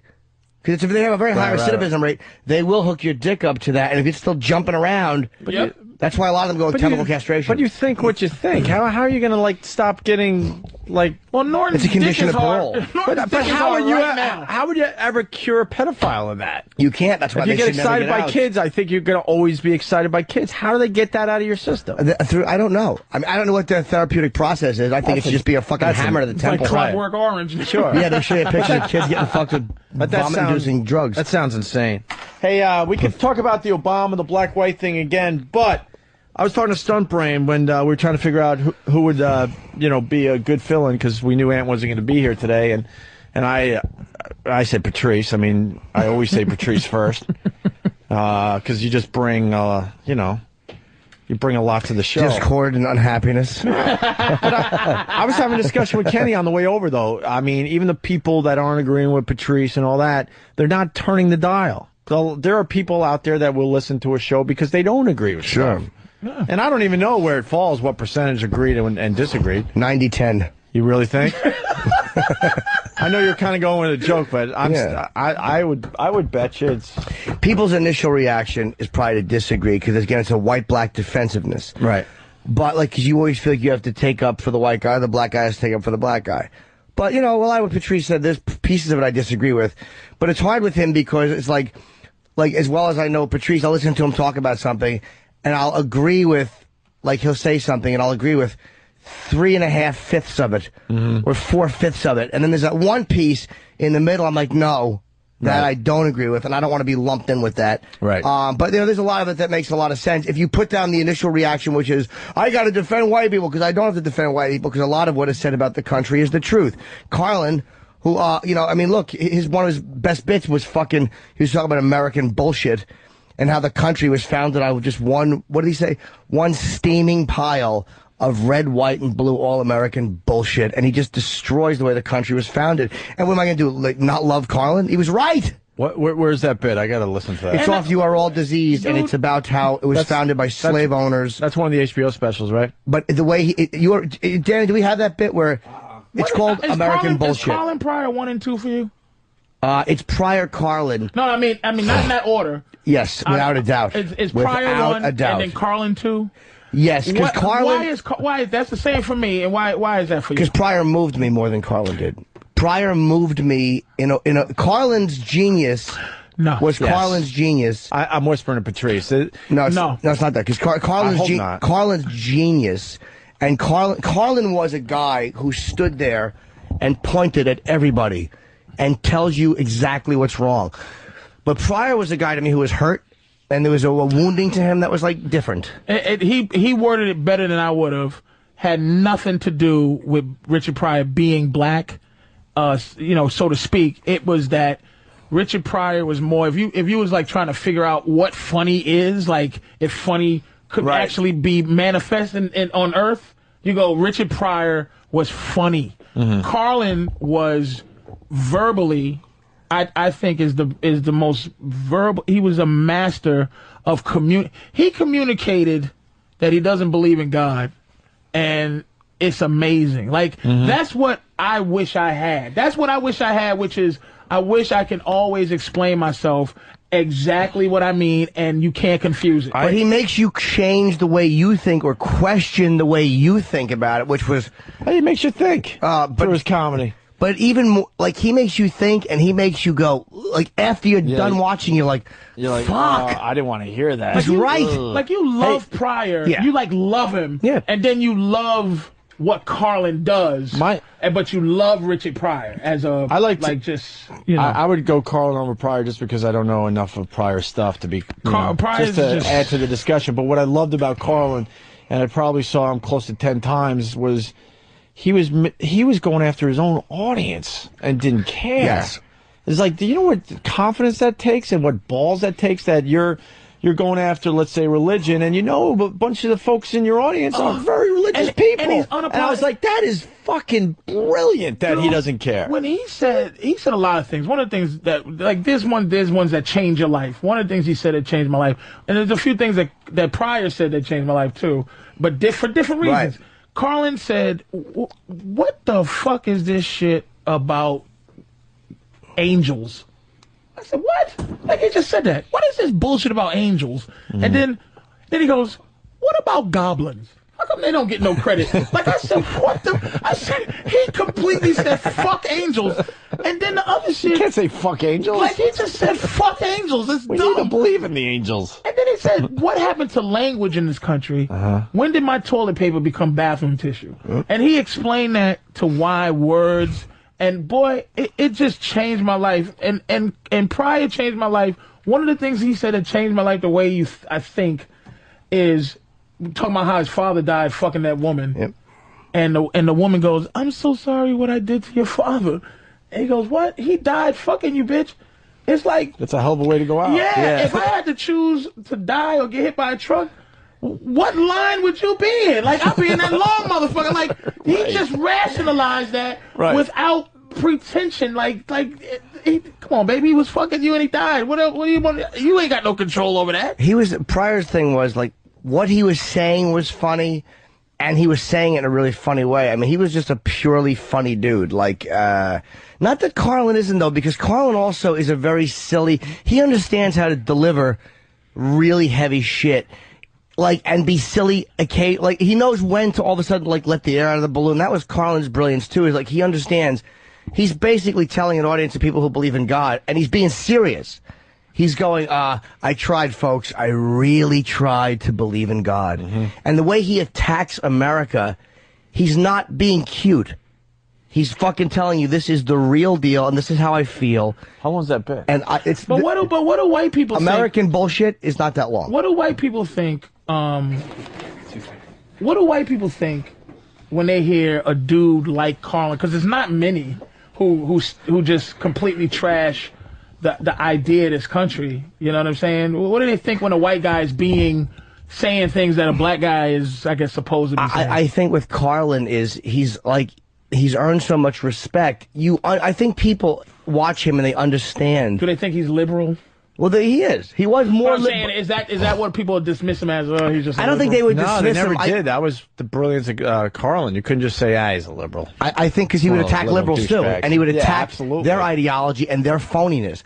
I think when Carlin attacked something, even if you didn't agree with it, and I shouldn't speak for other people, but I think you knew that at least he was being very genuine. You never felt like you had a guy trying to bullshit you or trying to be fucking better than you. You felt like you had a guy who was telling you the truth as he saw it. You didn't feel like you had an agenda? No, he was just because he would attack liberals. Right. He would give you all this liberal, like, left-leaning stuff, and then he would attack feminism's phoniness. He would attack the phoniness of guilty white liberal language. He was a guy who was, he always felt like Carlin was seeking the truth and was a, this is how it is, motherfucker. I loved them, man. Carlin Pryor, 1 and 2. Pryor. Who's 3? Because you always hear... It's up for debate. That's what I'm saying. Anybody you want to put in there... That's what I'm saying. It's always... either argue or... For me, it's Woody. Every comedian would put Pryor, Carlin, 1, 2 spot. Not every, but most. Who's 3? What name will come up the most? Number 3. Just in terms of longevity, and again, me and my girl had a conversation about the greatest singers of all time, and a lot of that's arbitrary in your own opinion, but we're going, okay, let's make up the top 5 comics of all time who you go, everybody has to go, okay, this is it, not your own opinion. I would have to say, not of my own opinion, you might have to put Cosby in there as 3. So it's Pryor, Carlin, Cosby. Cosby would be on a lot of people. I would put Chris Rock before I'd put Cosby on my way before. Chris, I like Chris a lot, man. I you think ever hear Cosby stuff? That's fucking really he was great. Amazing. He was great. He was great. Got pretty hokey later in his career, but Cosby he was a storyteller. Dude, he was amazing. How about Red Fox is coming in? Nah, Red Fox was very funny. And that's personal, but you wouldn't put him in the top 5. Because he did jokes, whereas right. Personally, he made you laugh. He was a funny dude, but Cosby was a fucking... he was telling real life stories. He wasn't doing like exactly like your ass, which was funny to hear, but it was funny. I listened to Cosby do I think it was like a 25-minute bit on skiing. Who has 25 minutes on skiing? Cosby's and it was not just my 3, by the way. Yeah, I'm just saying. Yeah, but a lot of people would put him up there. Together. Why not Lenny Bruce? Lenny Bruce wasn't funny. He was funny, but he wasn't funny like the top 5 are funny. Right. Lenny was just the guy who kicked the door open. Get past the whole Daddy-O shit. But back in those days, I when try to he did listen to Lenny Bruce over. I just he's can't not get funny. into what it. He is he's essential because if Carlin, he's important. Carlin and Pryor took what Lenny Bruce and Dick Gregory attempted, which is fighting through language. Man, language at the time you can get arrested and all that shit for language.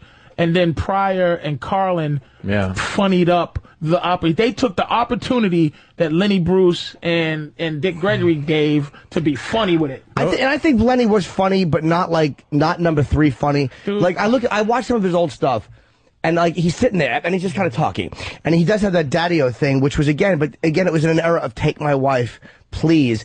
So here was this guy having this weird, which he got all that from this guy Joe Ansis. And I was like, wasn't it the jazz culture? That whole Daddy-O exactly, thing? yeah, I think it was. Because he was working all those clubs, warming up for jazz musicians and strippers. And he was shitting on everybody. Oh, yeah. Like, Lenny was making, I was watching him do a clean set on TV. Rodney, to me, top 5? No. To me, Rodney does not make me laugh like he used to. Like, the more I listen to Rodney, I still admire him, and I still think he was very funny. but it's more guys to me. Like Pryor and Carlin. You wouldn't put him in the not your. This is the top 5. That's not necessarily me. Present. Are we just doing comedians or political comedians? No, just comedians in general. Top 5 that people would say. You're right. Rodney might be up there. Cosby might be in the top 5. That's what I'm saying in terms of top 5, but that you can present as a worldwide top 5. Know who's easily in my top 5, and it's unfortunate he died so young. But Bill Hicks was just fucking amazing. I never listened to him. Holy shit! Fucking do yourself a favor. Listen to Relentless. I don't want to know what he does. Not even. A lot of the shit he talked about but in Relentless is going on today. Just brilliant shit. Kinnison, I would put up there. Kinnison, maybe. In mine, yeah. I don't think he would make everybody else's because he died young, but as mine, Kinnison was a funny fuck. I was a huge fan of Andy Kaufman just because how he fucked with the audience. Yeah. Just see, that's what I'm saying. The top 5 dudes, you're looking at 2 dudes who are socially relevant. Then after that, there's a drop-off of... Well, that's why I'm asking you, when I say number 3 in that genre, the George Carlin, Richard Pryor genre. And like you said, there's a massive drop-off, and it would... Chris Rock is the closest, you think? He's the closest in terms of what he's trying to accomplish with his comedy. Yeah, is saying something and being funny at the same time. And he's saying something. And I like where Chris comes from a lot of times. Like, a lot of times you don't see exactly where he's going to go with it. Like, he's not giving you a 1 + 2 = 3. Like, a lot of times Chris comes from a point of view that I'm surprised by. Like, he had I don't remember what his bit on Michael Vick was. But I remember watching him do like a few minutes on Michael Vick, and I'm like, God damn it, that's a fucking great point of view. Like, I didn't even agree with him, I don't remember. But I was like, that is a funny... But you could appreciate the place he was going. It was just great, and it was a fucking smart, funny idea that I remember just not agreeing with the point, but going, as a fucking comedian, that was brilliant. Eddie Murphy, maybe, if he did more stand-up. Yeah, he stopped, but he stopped so many Eddie years Murphy ago. is at the top of, like I said, he's the best, probably, in terms of even Pryor. Dude, Eddie's it's a shame. He more was famous than Pryor. Yeah, but it's a shame. He was well on his way to be like a Richard Pryor or like a George Carlin, and then he went into Hollywood. He only did 2 things, you know? And he never, but those 2 things were just amazing. Raw and Delirious. Delirious was amazing. But he never had Pryor or Carlin relevance. He was funny, and he was an amazing mimic. Yeah, he wasn't social. It was no social. Oh yeah, well yeah, it was more social than anything. You're all right. recycled Pryor, like everything, like even the Drunken Stepfather. Pryor did that, or the Amityville Horror was really The Exorcist. I mean, everything that Murphy did, Pryor had done. But it's a drop-off, dude. Pryor, Carlin. Yeah, I think we're in agreement. A third is an argument. Like, I don't even have a third. Dude, I mean, look. We're trying to do this, and on instant feedback, you get Seinfeld, Rickles, Smirnoff, obviously a joke, Mitch Hedberg, Bill Hicks. There's not one name going.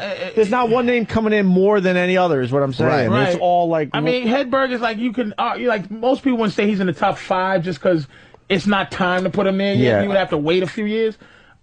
He was funny, though. But Seinfeld, you couldn't, top 5, you could argue Seinfeld could be in there. Yeah. Like, dude, for what it is. I appreciated Seinfeld because I was amazed that he could do what he was doing, getting huge laughs without being dirty. I was amazed by that. Brian Regan is fucking Brian Regan. As far as just out loud funny, he's right there. But you wouldn't say top 5 ever. Like, no guys have ever made, like, belly laughs.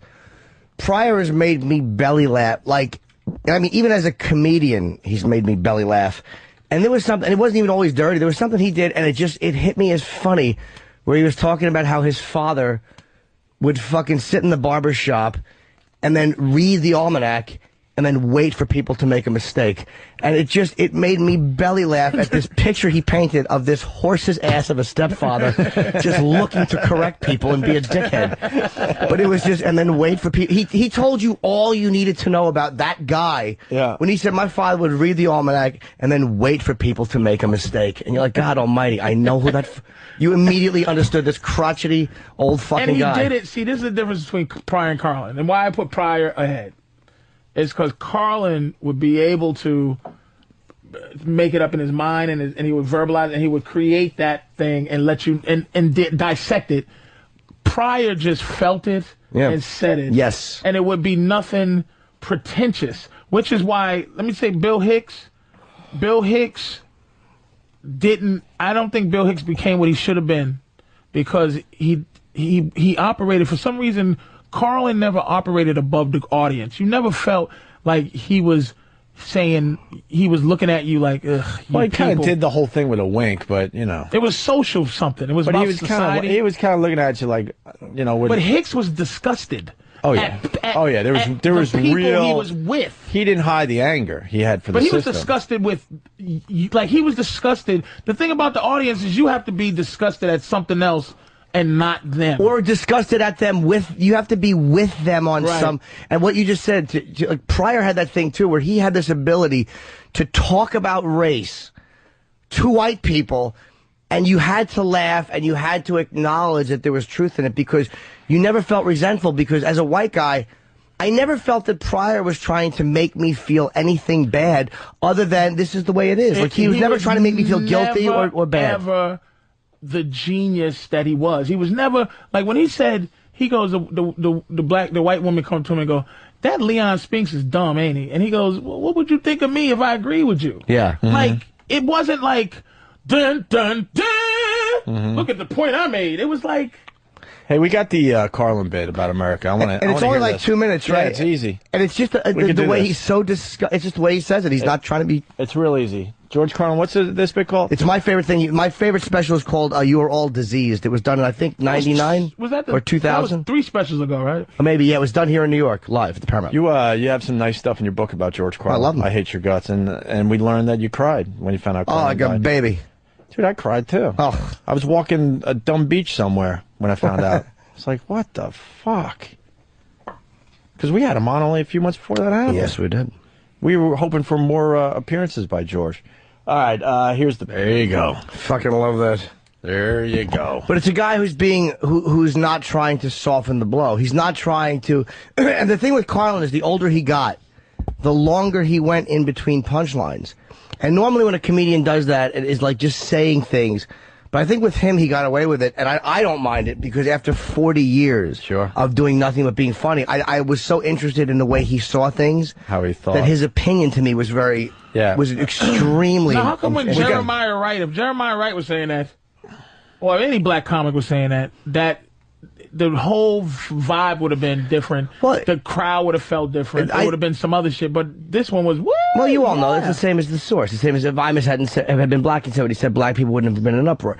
It's all the source. And if Jeremiah Wright had been doing a lot of fart jokes, and people, come on, it's a different vibe. When a guy is... I'm saying that whole thing that he was saying... It's truth. It's just what a black dude who can articulate that would say. But it's always the source. You know that. Anytime you're hearing something... We always take it from where it's coming from, but we react to it. There's no absolute truth that we just hear from any source and agree with. It all depends on where it's coming from. Yeah. And as a comic, Pryor could have got away with that. Bicentennial Nigger is the name of an album and the bit is at the end of the album, and it's not. It's you know the bit I'm talking about, where he's got the fucking sarcastic American music playing. It's fucking. He was scared. He put it at the end of his CD. But no, he was fucking. It was the best way. Joking. It was the best way to end a comedy CD ever. It was just so completely now what? Motherfuckers. Hey, we got the number. We got the number 3 comedian. It's obvious. We all overlooked this. Very obvious. Vince Champ. Oh, he was fucking fantastic. Vince Champ, number 3. Number 3 comedian, number 1 boyfriend. Oh my God, Vince Champ. That is a horrific story. Dude, that is... Voss had the funniest joke, though, because he had been at these colleges all over the country, and Voss goes, he has a good college agent. Who's his college agent? What was, for the newbies, Vince Champ was a comedian that... he got a lot of people laughing, but he also did some raping on the road in between making people laugh. He traveled through the country raping. Yeah. Fuck me, man. And they found him from his book, like, wow, he was... His book? His itinerary, whatever. Like, he's like, wow, girl got raped. And they finally started putting it together, yeah. And on the internet, too, because I forget how it came about, but he would say after... prison? Yes, I don't know. After he would rape a girl, I think he would say, like, pray for me. He would do something with prayer. Right. So it was obviously a demon he was fighting. And I think someone talked about that on the internet, and someone else, when a guy did that to me, it was like one of those connections. And then, I'm a college student. He's a black, We used to say, he would rape a bitch and go, all right, now, Tell me what you think of this joke. Jesus. Hey, the top 10, Comedy Central, whatever. Yeah. Please. 1 and 2, I'll agree. I'm sure they got prior callers. 1 and 2. Eddie Murphy, 10. Roseanne Barr, 9. Bill Cosby. Roseanne Barr. I like Roseanne. But above Joan Rivers? That's a perfect example why we hate these lists, where they have to kind of balance it all out. Above Nice. Joan Rivers, who was one of the ridiculous. funniest people ever? Well, Roseanne Barr beat out Johnny Carson, Jerry Seinfeld, Robin Williams, Bob Newhart, who was hilarious. Yeah, Newhart I'd put in the top 10. Ellen Newhart. DeGeneres. Ugh, as one of the top 10 stand-ups? Don Rickles is in Bill top 5. Hicks, Sam Kinison. She beat all these people. Yeah, I would agree. Stephen Wright, Red Fox, Hope. So what was the top 10? It was All right, prior? So you got, Eddie Murphy, Roseanne Barr, 9. Cosby, 8. Dangerfield, 7. Martin, 6. Ah, that was the one. Steve Martin, number 6. Steve Martin, look, was a funny guy. He was a funny comedian. He was doing arenas. He was silly. I listened to his shit recently. And look, I know I'm a stand-up and I shouldn't be disrespecting his... Hey, look, the guy did some very funny shit. But when I listen to that material now, I like a woman who has a puppet on her shoes. I like Put that above fucking Kinison or above any of the people. How anybody voted for him in the top 10 makes me fucking sick. Joan Rivers... I told you I saw her like a year and a half ago at the cutting room in front. She's working on material, and that fucking bitch came out and was Phyllis Diller. but Phyllis Joan Diller was as brutal a set as I've ever seen a comedian do. I mean, I was in awe of what she was doing. This is a year and a half ago, and I'm like, that is what we do. She's in her fucking 70s. She stood there for an hour, and it was funny shit.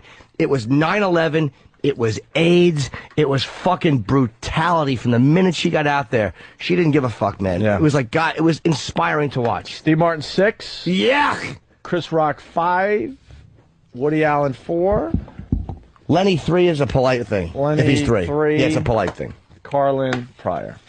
Lenny, number 3, 1. people think they're supposed to say Lenny Bruce because they feel that by not saying Lenny Bruce, they're being disloyal to something we just kind of felt and that. a pioneer. We kind of said that ourselves, sort of, when you're thinking number 3. Well, yeah, he comes to mind because of we just believe that, well, Lenny was the godfather of this type of language. Well, Moms Mabley was doing it too, but just not on the mainstream level. But Lenny is not You ever top hear 5. Newhart stuff? Oh, he's amazing. Fucking amazing. He had the number 1 and number 2 albums in the country at the same time, it's mind-boggling the success. Yep. He was doing comedy literally for a couple of months when he taped those albums. It was a weird gifted thing he had, and they were funny. I mean, you can't even say they weren't funny. They were just fucking funny. Just a stammering mess. Yeah, I mean, he was an original. All right, we're gonna take a break, and I gotta piss. There's something else that I want to talk to Patrice about.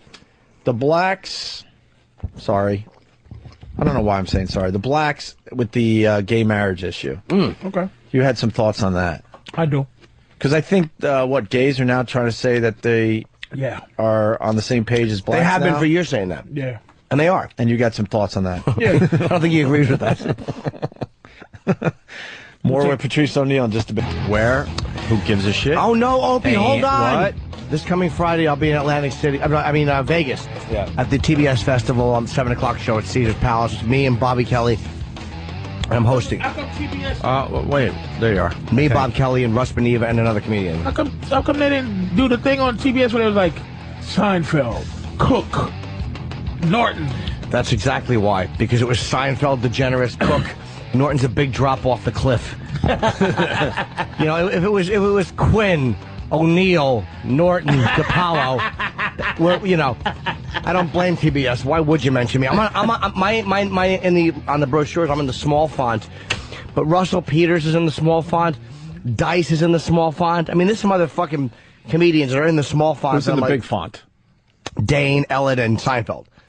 Cat Williams, I don't remember. He was in the medium font. Yeah. But I didn't mind being in the small font because it was like a lot of notable comedians. At least you're being fonted. Being fonted is fine. You want to be fonted. Yeah. Fonted. Hey, what were we talking about during the break? Fonted motherfucker. What is it? We're talking about black people and their issues with Gay people. No, gay people. Oh, no, but some of the stuff we were saying during the break was pretty funny, too. Oh, the thing I was talking to John about, he goes... John Gibson loves Patrice O'Neill. And I'm on there messing around with him. And I said, John, I know what white people want out of this. They want racism to be over out of this election. I said, it's not going to happen. It's not going to happen. He goes, well, you owe us something. What are we going to get? I go, white people, if you're going to say, okay, here's what you can keep. You can keep outer space and you can keep the ocean. That's my deal with white people. You can't, I'm not going to stop saying racism exists, but I will stop saying, I will let you continue to go in outer space and do things, and I will let you go at the bottom of the ocean, or climb mountains. So anything that black people have no interest in doing we could have that. You space. can have that. That's and nice keep of it. you, Patrice. Yes. Hey, that's my deal with you. Now the other big issue, and we do have we have this Texas pastor. We'll try to get into it, but he's preaching 7 days of sex. It's a great little story. We're going to get to that, but we're going to start with the gay black thing. Yeah, black people for some reason. Now, just to bring everyone on board, Proposition 8 was voted down, so gays can't be married in California. Okay. Do you think gays should be married? Yes, personally, yeah. I do too. Jimmy? Yes, of course. And I think that on a level, here's a level I think it on. I don't give a shit. Totally. Like, that's the level. Not on a civil rights manner or this and that. It's who I don't give, because marriage as an institution used to be something like godly. In the eyes of God, we are in union with each other forever. Now it's just health insurance and who gets shit at the end of the day, and can I visit you in the hospital and all kind of goofy shit. What do I care? I don't give a fuck.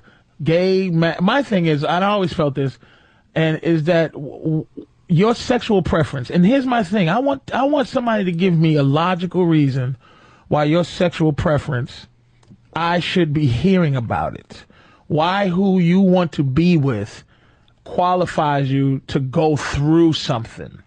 And the part of it that bugs me is I'm born this way. Shut the fuck up. Because why is that a preference?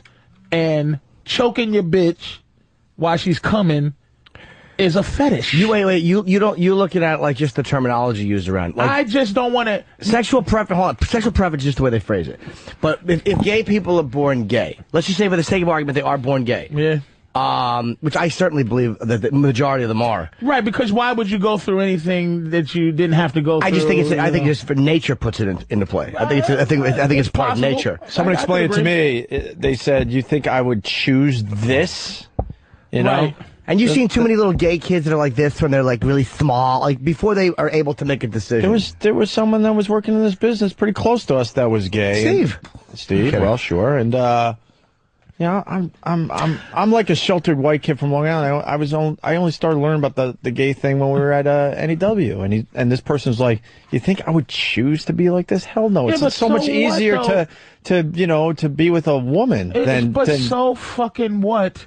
You think you're born a certain way, and you decide that you can't take your own hiding of your thing that you feel society's against, so you come out in this manner of defiance to say, fuck that, I'm not going to hide who I am no more. Right. But I still am not going with, okay, I'm born this way. It's still sexuality. Well, that's just their way of trying to explain it to people. Look, if you want health, you're getting, like Jimmy said, I think you're getting caught up in. You can't say that they're not born that way, though. Yeah, I'm not saying they're not born that way. You don't think people are born that way?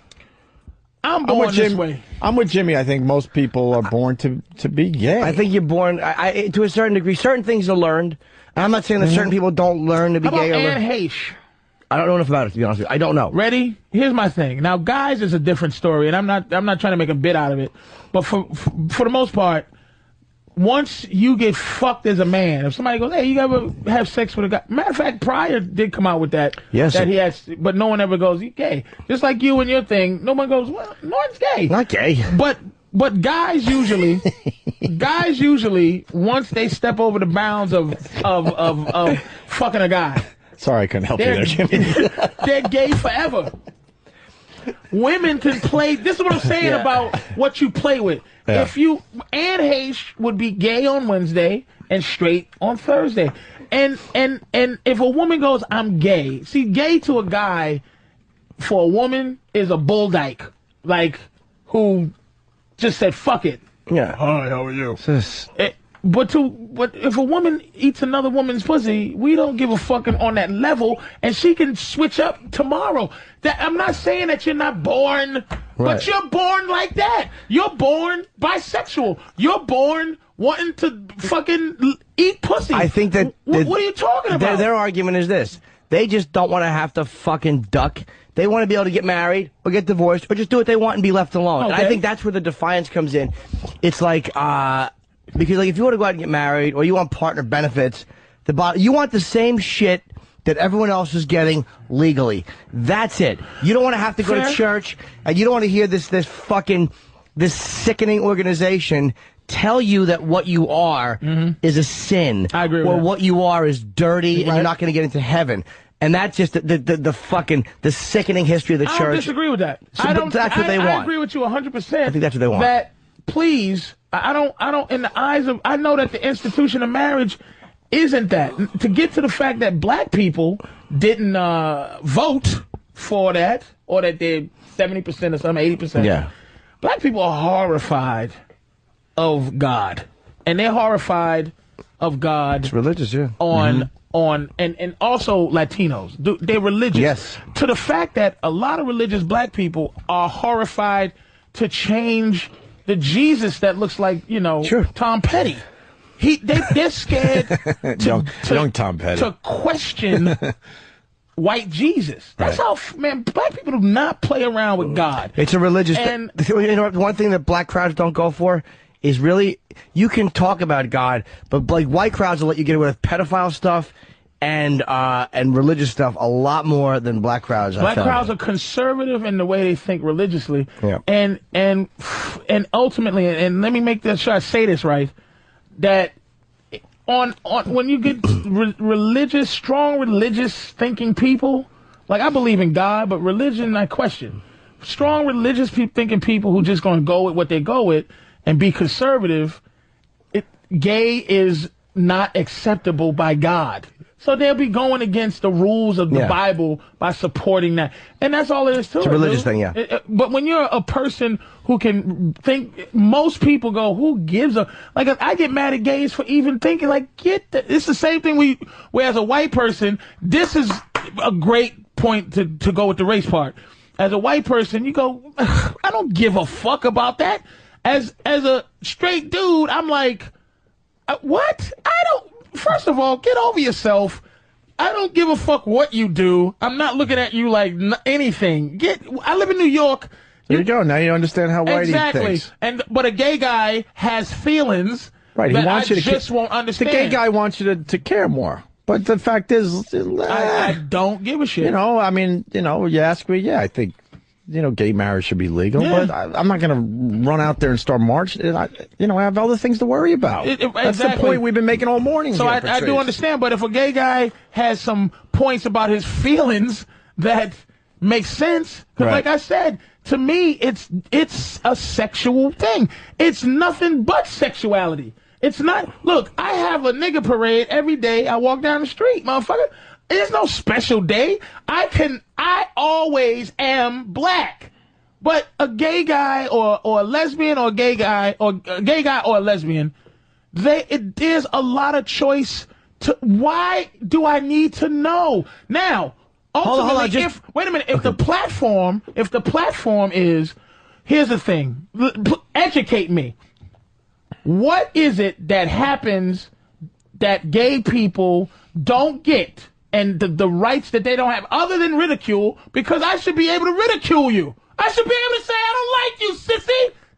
Why? I'm not trying to kill you, but what is it that you cannot do that heterosexual can do? I think it's the majority of it is, like you said something like there's a perception like, well, people don't always know they're gay, but people always know you're black. Like that.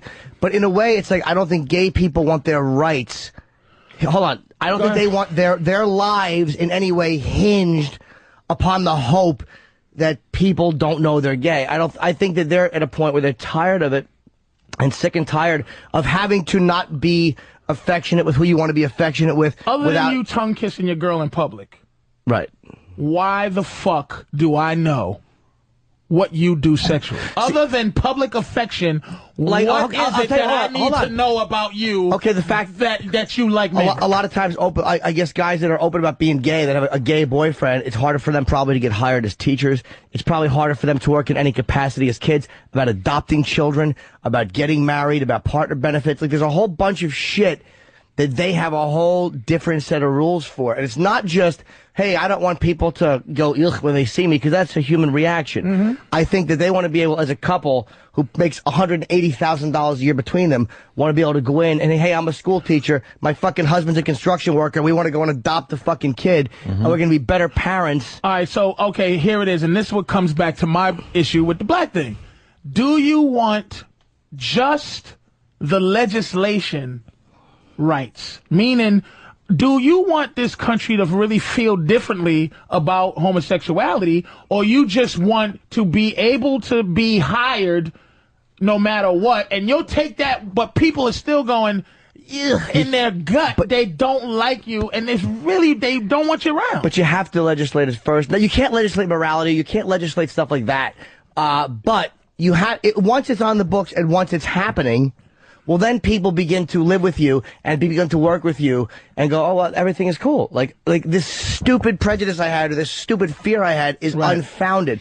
But the only way people do that, because most people, when exposed to you and you're exposed to them, kind of go, oh, all right. It's not what I was told. And again, what we're talking right now, we're talking to 3 cities. There's only 3 cities in America. New York, L.A., and Chicago.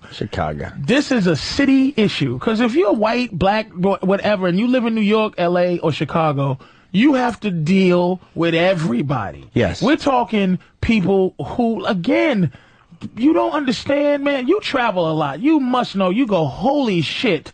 I live in New York, and you go, this place is like living on another planet compared to Michigan. In this conversation. I also think that gays are the target a lot of times of violence. And again, not in New York. No, I'm talking about the whole country. And again, you can't legislate that where people aren't going to go, ugh, or want to kill you for being gay. You can't. But the more the law is on your side, and the more the law and the country as a whole sees you as legitimate, and what you're doing is fine and okay, the less you have to walk around afraid. There's no heterosexual... There is no people who are fiercely heterosexual, meaning with a need to be like, all right, hey, I want to be able to hold my girlfriend's hand if I want to. Like, there's some people that look at you and go, what the fuck? Like, for what are you doing that for? Well, we don't have to hide it. The thing is, we're coming, like you said, but they don't have to hide it. No, but you know how you said you're saying white people come from a place of white entitlement? This is a case of straight entitlement. You get but I'm saying you get so used to not having to be a certain way, you're like, well, why can't you just do that? When the fact is, but why isn't other sexual things involved in that? Why isn't... Because for them, it's not just sexual. For us, it's sexual because, like, hey, one guy's fucking another guy. But for them, it's falling in love. It's being with a partner. It's like all the other things you do in a relationship. Me and you both. So if I love prostitutes, why can't I affectionately... This is what I'm saying. See it again. It's going to be taken wrong. Yeah. My thing, I'm coming from a point of view like, but do you want to visit a prostitute when she's in the hospital? I might. Yeah. I'm sure there's some of my sick babies in Brazil. Do you want to adopt a kid with a prostitute? That's what I'm saying. I might. But again, I might. It's more than a sexual thing. It's I guess it's a lifestyle. You know There's a lot more going on there. What just like, lifestyle, look, Opie? Sadomasochism, bondage. That's a sexual lifestyle. But what I'm saying is, I understand the love thing and this, but see, that's not the platform. Again, I don't give a fuck. It's just like abortion with me. The thing about abortion, my thing with it is, look, I have issue with women saying it's my body. I just have issue with it. It's not your body, bitch. Your kneecap, your brain, your earlobe is your body. But once you fuck a guy and some magic happens, and then something is growing inside you against your fucking Nature's not your body. You just happen to be chosen to be the baby's apartment building. It's a 50-50, yeah. Anything could be. That doesn't make you special, and it doesn't make it your fucking body. But bitch, you're not pro-choice. Kill it if you feel like it. Are you pro-choice? Okay. But I'm at the same time going, shut the fuck up. I agree. I think it comes down to love, though. Like when you're doing the fetish stuff, you're not. There's no love there, is really? there? All gay fucking is love? No. Well, no. As far as the other stuff they want to accomplish. What if I lovingly put a red ball in my girl's mouth and put plastic bag over her fucking head, but I really care about it? No, but he's saying that it's not just about that stuff. It's like the bottom line is it's not just about the sexual act. Opie, I know that, but that's my thing. What is it about? Please tell me. I don't know what you're fighting about. I can't agree with the fact that you want to fight to love the same sex. All the stuff I just said without ridicule. Well, no, but all the stuff I just said. A pretty good point about that. All the stuff I just said. There's marriage, which goes in with benefits. But what do they really want? And inheritance. Hold on. All that stuff. And the ability to adopt children. And the ability to work where you want to work without having to hide who you're with, without having to pretend you're something you're not. The fact that here's how you know there's a problem. The fact that they wanted to make a constitutional amendment to make their marriage illegal. The fact that is something. I don't agree with that. But the fact that is the fact that the country is looking at it like we have to change the Constitution so these people cannot enjoy the same marriage that we enjoy shows you that it's a bigger issue than just, what, can I let hold hands in the restaurant? Here's the issue with black people, and again, speaking for everybody is whatever. Black people are not, as long as the platform is compared to civil rights, you'll never, ever get the cooperation from black people. Even though it's a legitimate comparison in the sense of, you're shaking your head no, but the fact is, there are people in power who are treating people who don't have that power wrongly. It's an oppression, it's an ugliness, and it's a fucking ignorance, and it's people who are being hurt by other people who have no fucking business hurting them. And when I say that, what you just said, right? I say what I say based on feeling. It just ain't gonna happen if gays don't have a real compelling argument to make black people feel their pain, that feel that the same way that we feel is the same way they feel, and it's civil rights. And a lot of people's civil rights can be violated for a lot of different reasons. Like, I am for that on that level, what you said, but the platform of the fact is, to me, I can't see past that it's your sexual preference. That's because black people are as shitty and awful as white people. Right. In this country, the hand has been dealt so much one way, but when you look in Sudan, there's slavery, African... No. No. What I was going to say to agree with you is that ultimately, this is my thing about Africa. I never want to go back to Africa. I don't relate to it. I don't look at it and go, kings and queens. We're from motherfuckers that'll chop a motherfucker's hand off for a diamond, genocide, killing each other. They do that shit in Africa. I'm not I'm not an Africa guy. So everyone, I'm saying is that everyone, when in a position to fucking say, hey, fuck you to the next guy, does it. It's a reality. But I'm not saying fuck you to gays, man, but in a way, if we're allowing people to be treated badly, sometimes there's a fuck you by lack of empathy. Sometimes it's like you say, how do you get black people to empathize? The fact that a group who has been shit on doesn't look at another group who's been shit on and go, even though we don't agree with you, hold on, you're being shit on. And gays have been so, as a group, pro-civil rights and so completely involved with black people, like never once turned their back on blacks. And here's the thing. Agree with you 100%. My thing is, okay, what do you want? As a black man, what do I want? Do I want things like the black president to be the basis for how far I've come because of moments, because of what am I looking? What's the word I'm looking? Because of, okay, the president or the first black guy in baseball, or hey, affirmative action. You got to give me fair and equal treatment. Do I want it in that manner, or do I want it in somebody's heart? So what I'm saying is, for the manner that I say you can get married really is the dismissive manner that this country does black people, meaning I'm going, I don't give a fuck, get married, but, okay, do I want white people to go, man, this was wrong? Yes. Sure. So what gay people probably want to go, you should be able to love who you want, which I am with. But I'm saying for me to be with you on a civil rights thing, you have to be more compelling than I want to love. I want to put it this way. If it's practical, like, hey, I just want to have the same opportunities as this, fuck yeah. But if you're going to, just like I can't make a white guy feel that he's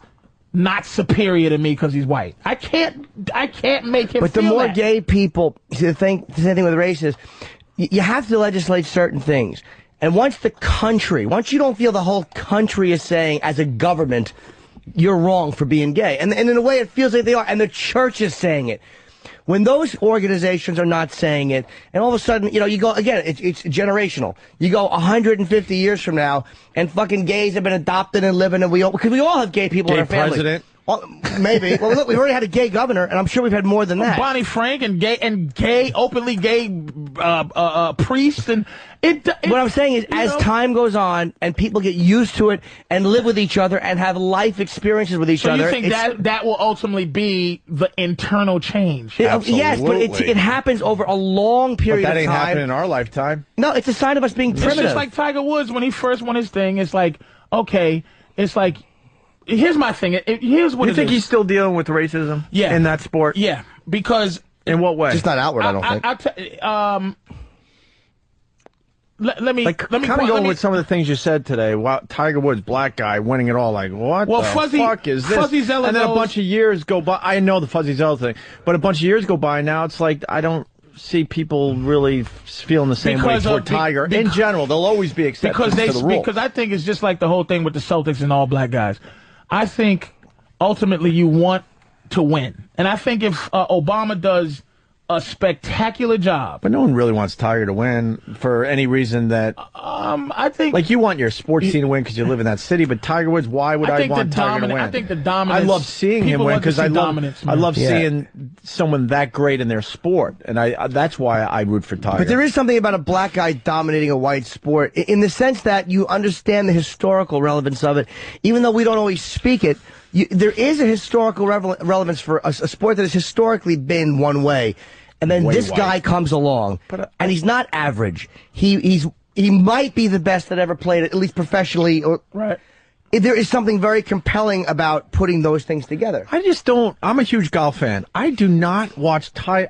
I swear to you, Patrice, because you'll probably question me on this. I don't see color when I see Tiger Woods anymore. I believe you. I love seeing someone that is that much better than everyone else. And I like Muhammad Ali was that much better than everyone else. You wanted to see him beat everybody. I believe you, dude. I do. I absolutely. And am I the exception? No. I believe this is the thing. It's at first, sure, I was like, wow, what? These black fucking dominating golf? This is crazy. You feel powerless. But that's years ago now. You feel powerless. This is what I mean in terms of relating to the gay issue.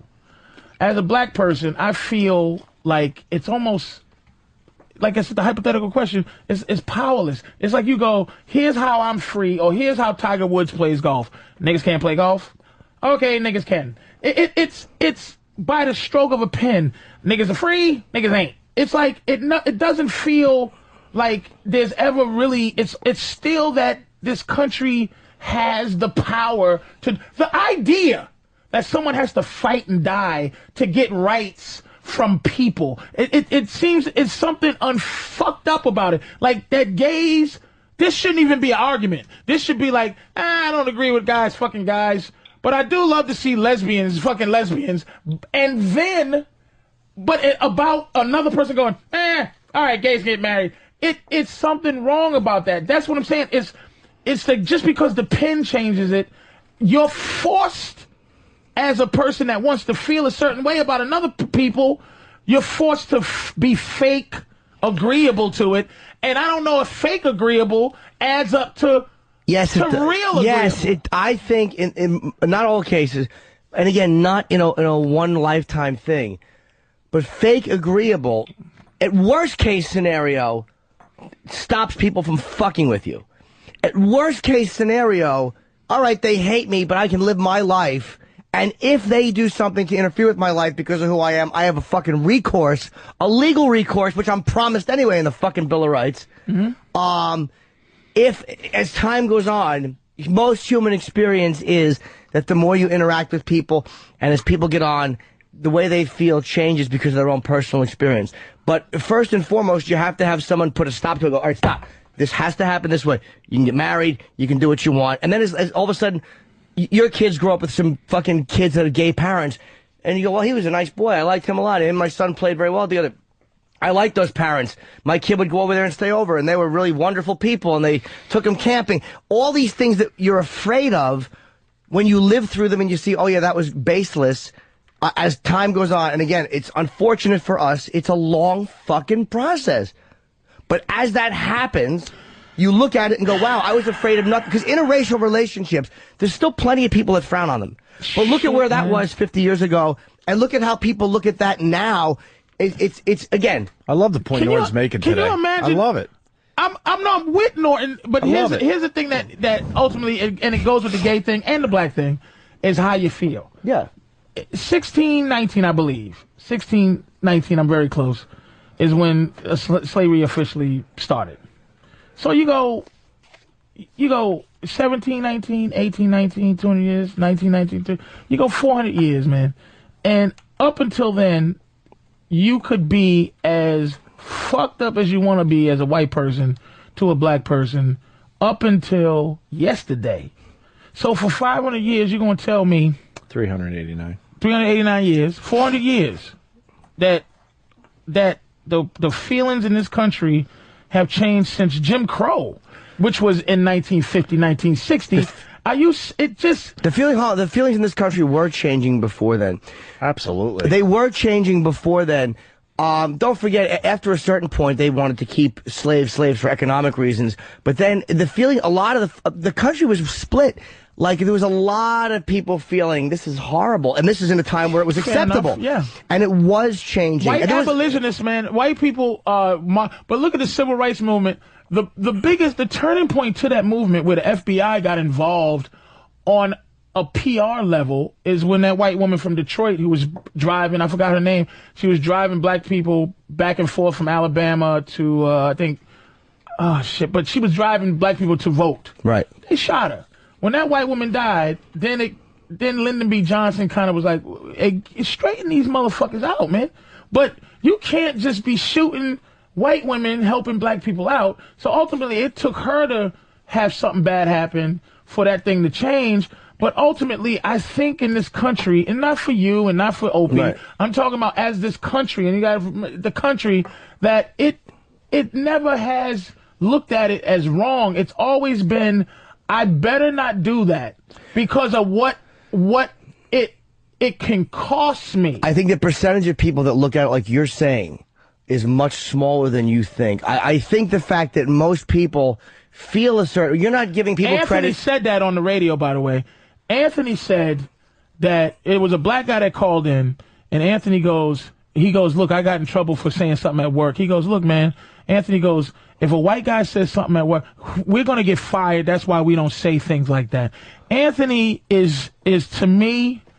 He's speaking because the guy is a smart fucking guy, and he's speaking to his gut, and he's speaking to how. Have you ever read something called the Willie Lynch papers? Hold on. You can't hold on. Yeah, freedom of language at work is different, and most people probably think that way. Yeah, it's not just with that. It's with anything. We're not learning these huge moral lessons that you think, Patrice. That's the problem. And but it's not a white thing. I think it's human beings don't learn these huge moral things. But just like I'm saying about they stop doing things because, oh wow, this is hurting me. But they're not thinking, okay, now I understand. Exactly, it's not a malicious thing. They don't think right or wrong a lot of times. It's not a malicious thing. That's why I keep prefacing this shit. Yeah. It's not just an insidious guy. It's not the white people are sitting there.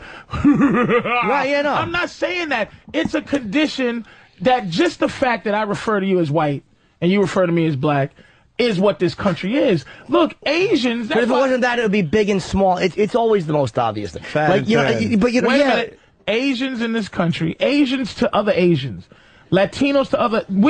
we are the only group who bond together by our color. And that's why I brought up the thing about Obama and he's African, is that we bond with him for his color. But Latinos, do you realize the war with Latinos? Oh, yeah. Puerto Ricans are hated by Mexicans, Cubans. They don't consider themselves fucking us. Asians don't consider themselves us. But the other thing with the Asians and the Puerto Ricans is they have a difference in language. I know Africans did. I know the Irish did. But white people and black people for a very, very long time in this country have shared language. Whereas when you look at Asia, there is that one weird thing that separates. Most Spanish people in their house speak one language and outside, or speak both. There is a cultural connection that they have. Which not to each other. Mexicans. No. Spanish to Spanish, Asian to Asian. They don't like each other. Right, no, I know. Japanese and Chinese are two different languages. Yes, completely. And they hate each other. Yeah. But this country wants to desperately look at them all Asian. All Asian. Well, they all and are they're not Asian. having it. But they are all Asian in the sense that anyone with a certain dark skin tone is black, and anyone with a certain skin tone is white. You do lump people in by appearance. It's like when you say someone's Latin, from Latin America. That covers a lot of Spanish people, some of who hate each other. But most Spanish people, a Dominican, a Puerto Rican, or a Cuban, and they don't join into this. They don't join in together in this country for to have some type of silent war. Black people and white people are the only people in this country who band together, who actually have nothing to do with the history of why we hate each other. Do you feel what I'm saying? Like, my father's from Barbados. I really don't have anything to do with slavery, but I'm black. It's like it's an automatic, inherited kind of fucked up feeling. And I didn't make it up. You should be flattered. We don't pay attention to any other groups like we do the blacks. Oh, yeah, we are the #1 oppressed, nigga. You should be flattered. I don't want nobody trying to take our oppression from us. Isn't there racism within the black community depending on what color? Uncle Tomness, it's not color, no. Light skin? No. Some are looked down upon because they are light skinned. Yeah, but that... I know that it was happening in South Africa. Willie Lynch papers. But is that not happening or what? Not as much as it was, but it is like that. Fuck that. It's like the School Days thing with Spike Lee. You know, the wannabes and the jigaboos. That old black bitch. Oh, look at that. She got good hair. And it's all from fucking slavery, Opie. Right. It's big. It's a fucking big deal that we don't even know what the big deal is. But again, if it wasn't slavery, maybe it is in this case. But over in Africa, it's tribal. Or over somewhere else, it's something. There's always a reason why people are going to fucking infight. Like, again, when you look at, I don't know enough about African tribes, but I know that when one tribe would conquer another, they would enslave the tribe. And I know it wasn't the total degradation that they suffered at the hands of Europeans, the total removal of everything. But it was still, we're murdering you and enslaving you. It wasn't polite. But they probably removed a lot of their... being. Yeah, of course. But I'm saying it wasn't as probably not as dehumanizing as what happened here. Here's the thing. It's like, okay, you can do two things. One, you can be completely focused. See, that's the thing I love about the white experience is that you can be completely focused on you. Meaning, you don't have to defend anything white. If it's wrong, it's wrong. Right. It's just like, hey, this is my issue. You don't have to take up, if a white guy does some dumb shit, all you have to do is go look at that dumb motherfucker. You don't have to associate with him. My thing is, I would love to get to a point where, okay, I got two choices. One, I completely just focus on me and do what I can to do the best for me and not think about blackness at all. Just not think about it. Just take it all as, hey, officer, you're doing your job. If I could think like that, life would be easier in my gut.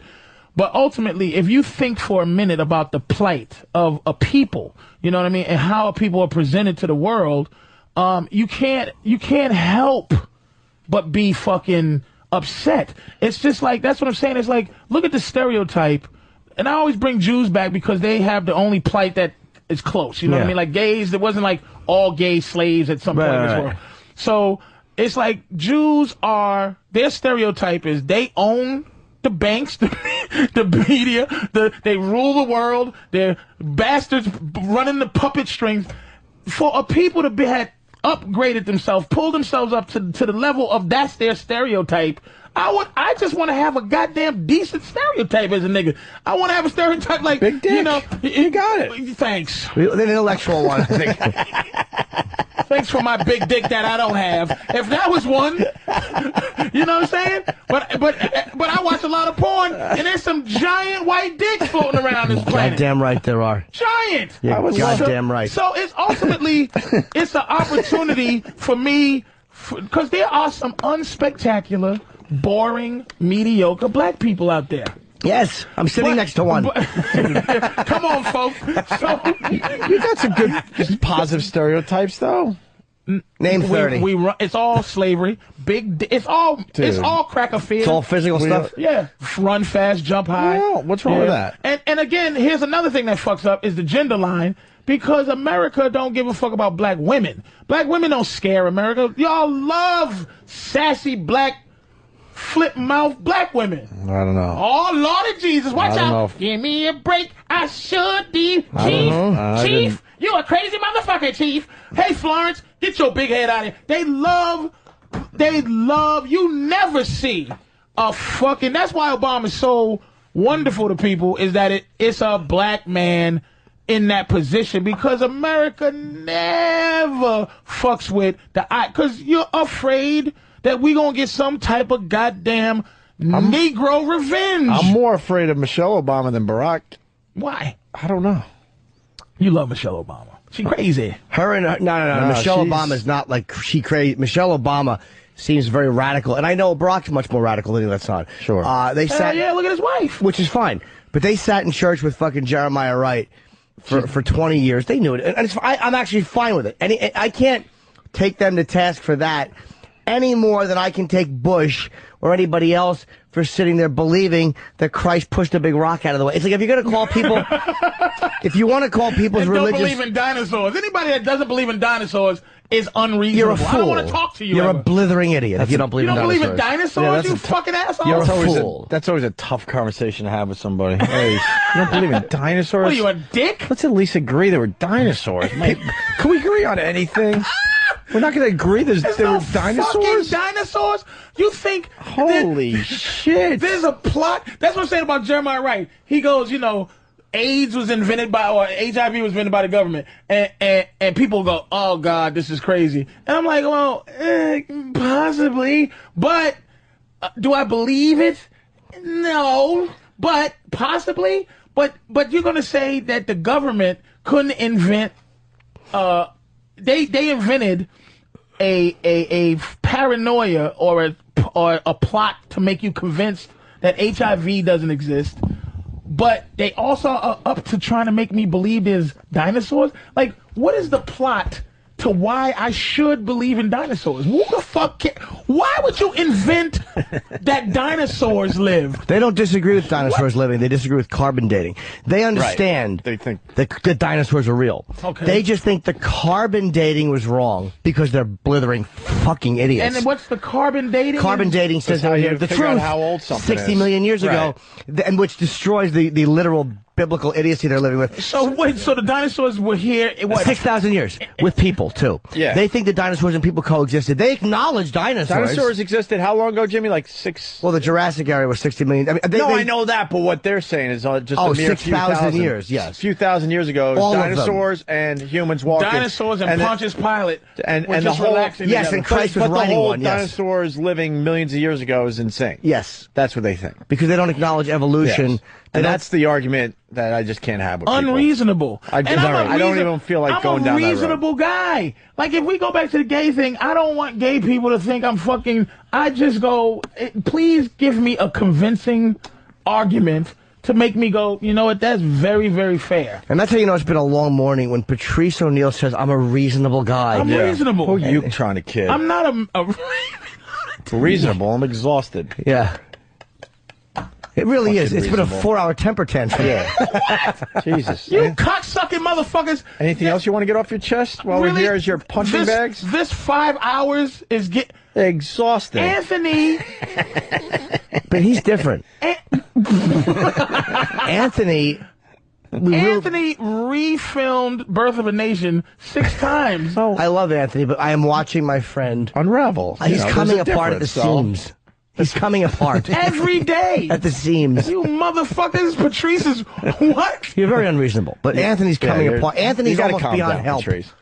You're still within the realm of help. Anthony is unhelpable. Anthony will only be helped. And that's what white people want. Turn the other cheek, niggas. That's no. Shit. Ant's making a good point about. Jimmy's making a good point about it. No, I'm talking about Anthony. Yeah. I'm saying that you're still salvageable as a person. Anthony, I don't want to be salvageable as long as Anthony's around. Anthony's going to come out of it someday in a psychiatric hospital, mumbling something racist, and even people who are like his family are going to go, "You're taking it too far." And this is beyond taxes. It's bullshit. Do you understand we're doing a radio show with the next I'm mad as hell and I'm not going to take it anymore? Yeah, guy? it's fucking. How great is this for us? Absolutely, he's fucking Peter Fish. This is network, man. He really is going to walk. We're living network. This is exciting. Except he's not going to inspire anybody to do anything. Right. Yes, he is. No. Anthony's not a mean dude. He's going to inspire some psychopath garbage man to all right, calm down now. Now, Anthony's only expressing anger and stuff, but Anthony's not a mean dude. And there's nothing mean about what Anthony's saying. No, I'm not saying he's going to inspire. He expresses what a lot of people are thinking. I have to piss badly. So? Why, when I'm saying it, I'm fucking crazy? Because you're black. I don't think you're crazy. It's a black thing. Well, thank you for being honest. Shit. At least I get that from you motherfuckers. All right, we're going to take a break. I don't know. The sex thing. We could do that. Got a pastor preaching 7 days of sex. What are the people on the phones? The people that hold on for hours. We got John, Connecticut. At least our hatred for gays can bring races together. We got Rich in Connecticut. How can anyone believe people and dinosaurs existed together? Pat in Belmore. Religious freaks also say God put dinosaur bones here to test our faith. Oh, my God. Does somebody actually say that and nod? Religious freaks do. How dumb are people? And you wonder why we have problems in this country. Because motherfuckers are stupid. But it's like, how do you expect to work I would never argue with a religious freak. I can't be bothered. I could argue with you all day, Patrice. Because they're based in a faith. I can't be bothered. There's no prejudice. There's not many prejudices that are as unshakable as a religious person's faith.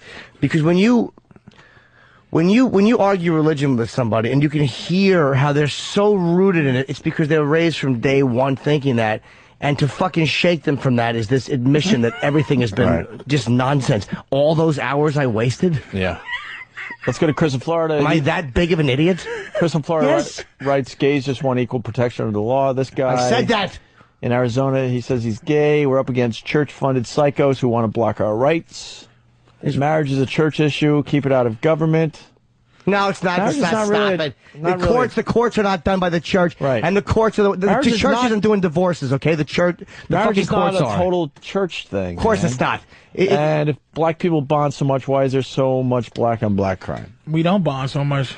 That's what I'm saying. It's the statement that he hasn't been listening to anything. And a lot of people would say that was a certain a self-hatred of the black community, which was put there because of all the years of mistreatment, that now people just start attacking each other. I mean, that's what some people would say. I would not be one of those people. Are we... Actually, would kind of... Any of these guys you want to talk to, or just clear the line stuff? I wouldn't mind talking to one of the gay guys. We don't get a lot of gay calls. Yeah, I do want to pee first. I want to hear a reasonable... All right, what's your name, sir? Reasonable, man. I'll be right back. Arizona. This is Dan. What's up? Hey, Dan. What do you got today? The cocksucker. Yes, the cocksucker. I just wanted to say, there was some recent propositions in California, Arizona, and there was at least 5-to-1 funding from Mormon organizations, the church organizations, to put propaganda on the TV, on everywhere, just to get their churchy little agenda passed. Which is discriminatory, and also, it's not illegal to fire somebody if they're gay. If they're gay, you can fire them, and there's no legal recourse. So what is it? But okay, my thing is, and this is where I sound like a fucking asshole is. Look, I agree. What do you want all these things to change just by the stroke of a pen? And okay, you can't get fired because you're gay, or would you love to have just a feeling that everybody really did, they just don't care, you can do what you want, that, hey, how are you, hey, I'm gay, I'm not gay, you don't feel the need to ever have to visit your gayness? You know what I'm saying? Or do you just want it by the pin? In a utopian society, sure, that would be great. But you know what? The money talks here, and if you have funding from these gigantic church corporations funding their agenda, they're going to win. And what do gays actually want? What is what they're fighting for? What is Proposition 8 really for? We want the ability to be able to protect our spouses, for lack of a better term, right now. You know, can you do that with wills? Can't you do that with wills and law? Like, if something happens, you can just, you know, hey, if something happens to me, you get this, and you know. I think it's similar things that you can do, but it's not. Yeah, they want day-to-day stuff too, Patrice. But only if you have a will. What? Like if your partner, I guess, is in the hospital, you can't even fucking visit them. I think you can. You can, but if there's no will, like if you're guys who live together and there's no will. Let's just say there's not a will. The spouse won't get it. It'll be the fucking family. You know what I mean? It's like you want like basic stuff. You want to bring your partner to, let's say, a Christmas party without people now looking at you differently. And but they're gonna look at you differently. I understand that, but they want to start somewhere. And how about this? The right to make medical decisions. Like if that's the one I'm mostly talking about. Yeah, your partner's in the hospital, and you're like, well, I know what he would want. You have no say in that. So shit. Is that the issue, sir? Is that, or ma'am? I'm sorry. All of it, right? I think it's more like day-to-day stuff, right? Well, no, acceptance. It's really the legal stuff. Acceptance is what's going to happen from the people. You don't want to be. It's not going to happen through the legal system. But just going also to a point Patrice made, which is, you know, you guys got to stop comparing us to the black plight. And I agree. You know, it's not the exact same thing. I don't think gays should be saying, oh, we're in the exact same position as blacks were years ago, because we're not. You know, we're not discriminated against quite as badly, but there still is definitely discrimination there. And I'm agreeing. I'm just saying that you're not.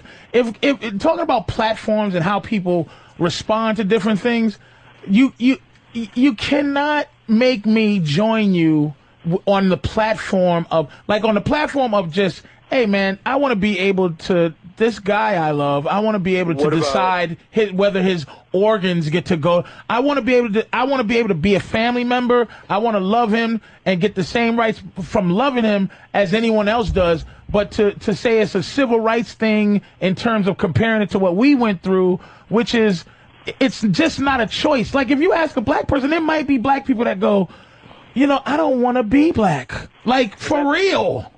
I agree with you, and the only thing I can say is I don't know. Can I suck your dick to change it? I was gonna say you sound like a reasonable gay guy. Like here's the gay guy that needs to be the gay spokesman. But that's just like the difference is, like, okay, Jesse Jackson, who is the black spokesman, but he's black. Like he's super black. Right. So it's like he's James Brown black. But it's like gay people. When people think of gay, they don't think of this fucking guy. Like, let me try to bring some comedy back into the show because it's been about 4 hours. Thank you, Sarah. So if Jesse Jackson is the black spokesperson for the black people, who would his equivalent be in the gay community? Would it be Harvey Firestein? Exactly. That's what I'm getting at. We want to just...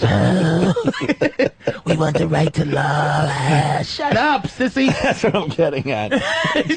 Like, you know, if there was a Republican, straight-laced Republican lesbian... Right. Who you go, oh, shit. Looked a lesbian? Yeah. No, like...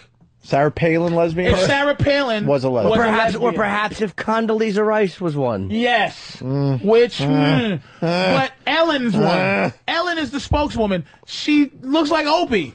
I used to have the same hair as her, too. Oh, you know what I'm saying? Pathetic. Like, what the fuck? This is like, why am I watching this bull be the spokesman for gayness? If it's just like somebody like this dude is reasonable... And he's not going, you know, it's not you don't even feel sexual from this dude. It's just like, dude, here's what we want, and this is how we feel. Well, you're basically, and there's no emotional, like, thing that I have to be tied to. And I go, you know, hey, I'm with you, motherfucker. You want the reasonable, straight-sounding gay guy, like a lot of white people. I'll respond to that. A lot of white people respond to the white-sounding black guy. Absolutely. Who Obama is. Absolutely. Yeah. Obama's a fucking Harvard guy, though. Him and his wife are Harvard lawyers. Chris Rock's, I don't know it word for word, but Chris Rock's bit about how, you know, He does that whole Flavor Flav comparison. He's right too. Yeah, he was like the first black whatever of the Harvard Review. I mean, he lives a life I don't relate to either. No, but we're dealing with feelings based on how people are gonna make you feel better. And by the way, Stephen, that's from Bayshore. The gay equivalent to Jesse Jackson. We found one worse. Rip Torn. Charles Nelson Riley. I'm sorry, Rip Taylor. Rip Torn. Rip Taylor. But nobody. Paul Lynn. Right, there you go. Nobody wants to be the object of ridicule, right? Nobody. But you understand intuitively that we can't legislate that. We understand that we can't make people not like us or dislike us. But the things that we can control, which is like that guy said, wanting equal protection under the law, I think people are very, very justified in wanting that and demanding it. People shouldn't have to ask for that. I agree with that. Yeah. And my thing is not society now. It's not. If you didn't learn history, if it's possible to get rid of history, it wouldn't be a problem. Like, do people think that fucking Indians feel better because they have casinos now? Like, them motherfuckers are footnotes in history. This country conquered them. All right, so we'll get you guys some casinos. I'll take that. I'll take that. I'll be a little happier. The casinos made it a little easier. It did, but if you ask an Indian, they're not going to go, feel better. Hey, they were, in fairness, they were conquered. What? The Indians were conquered. It was like, I'm not saying it's right or wrong, but it is what it is. They were it was a hostile takeover. As far as them being fucked, it was a conquering. Yeah. I mean, I don't know how it's different. How about we get a few black casinos? I'm sure black people would be happy. Because we really need some kind of solution. As it is now, we're not ready for that. A solution. We're not ready for no black casinos. Motherfuckers stealing and robbing them, robbing their own casinos. There's no machine. Everyone's playing dice. Everybody unplugs. Motherfuckers unplugging the cameras so they can cheating at dice. Get the fuck out of here. We're not ready for that shit. That's hilarious. We're getting ready to play What Did We Learn on the Opie and Anthony Show. This show flew by. Well, we do have this pastor. This is a pretty good story. Could get to it real fast. Ooh, a juicy apple. We got a Texas pastor who It's a little mealier than I like. I like a crisper Fuji apple. Listen to this. The setting looks a lot more like a rock concert than a church. And the sermon isn't what you might be used to hearing. God is pro-sex. He thought it up. It was his idea, and he wants those of us who have said, I do, to do it. Pastor Ed Young of the Fellowship Church in Dallas made headlines last week by calling on married couples to have sex every day for a week. That challenge started Sunday and runs to next week. You show me someone's sex life, and I'll show you the temperature, the tone, and the tenor of their relationship. Young's non-denominational church has a congregation of 20,000. The media attention has given Young's challenge far greater power. And it's a topic that we can talk about with our friends who are non-Christians, and they're intrigued that the church is willing to talk about it. The church is getting attention for themselves. It's so obvious. This guy, shut up. But he's married, though. The fact that priests are stuck with their dicks in their pants is why it's become a fucking haven for fucking the people it's become a haven for. It's because those fucking dumb motherfuckers won't let the Catholic priest marry. Those outdated motherfuckers. I was asking questions about that the other day with somebody. I'm like, all right, so you're a priest. You have the feelings. Sex is wrong? Like, what is the actual thought on this? Because now it's a physical thing, too. You got to get, as we like to joke on the show, the poison out. So the priests have to get the poison out. Well, Stuntbrain was saying... Do they jerk off and it's like you're taking your morning vitamin? Like, what is it? They fight and then they lose and then they hide it. Like everybody else... I'm not even talking about all the shit that went wrong. I'm talking about the Joe Priest. Mm-hmm. He's decided a life of celibacy, right? But he still has the poison in him. Like, what is that all about? He prays and beats himself on the back with something. But the shit has to come out. Like, do we have any priests that listen to the show? I doubt it. Or maybe that someone knows this. Do they wait for the wet dreams? Are they jerking off but acknowledging that this is just something I have to do physically? It doesn't have to come out. They pray it away, like you said, or they fight the urge, or they put the energy into something else. It doesn't have to come out. It stays in. What about the old sperm? Because jerking off, quite frankly, for us is like a period for women. We got to get that old nut out. Right. I'm sure but they the jerk priests off. feel that way too. Dude, they jerk off. They fuck kids sometimes. I'm not. So they jerk their dick. But I'm not even. They do. I'm And they apologize to God. I'm talking about the guys that are playing by all the rules, not the fucking pedos. He prays for strength, and some win and some don't. So that's crazy. He prays God, and sometimes don't you have to like it builds up in you, and you have to get. Don't you ever jerk off and you? I jerk off sometimes, and I jerk off sometimes, and it's not even sexual. It's just like, yes, I better do this. Like, I better get it out the way. So ultimately, sometimes I go, oh, damn. Like, have you ever had anything you done? What's the moment in your life where you felt creepy? Where you went, oh my God, I just crossed over to something Do you mean like after you've come? And I'm just guessing. No. Do you mean after you've come and you have hydrogen peroxide in your mouth because you have shit in your mouth? Like I mean, would it be a moment like that? I don't know. The first time you did that, like I've done creepier shit than this, but I remember this is when I felt creepy and I fought it. I jerked off in a Pete booth in New York. The first time I jerked off in a Pete booth in public in a booth, I felt dirty. I felt like a dirty.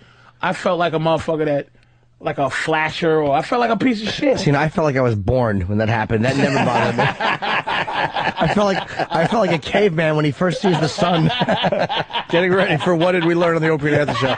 Second part of the sex story with the pastor. Young delivered his sermon in front of a bed that he said represented marriage.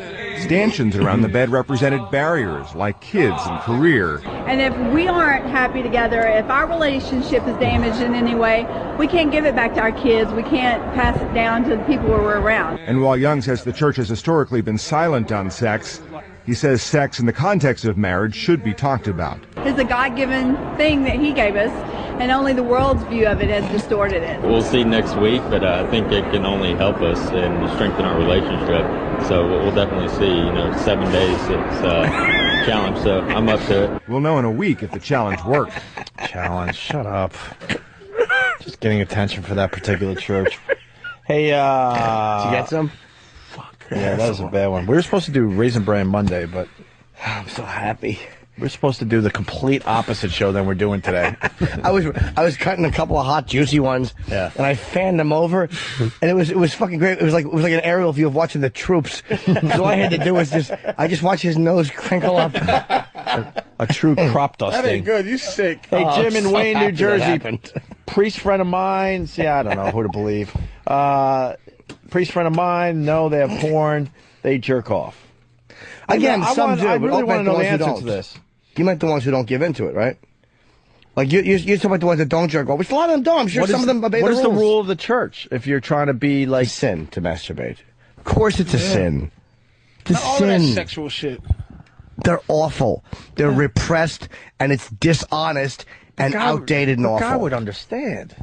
He's a human fucking You think Christ being. cared if people God jerked off? understands everything that happens on earth. He watched. Christ watched a leper's tootsies.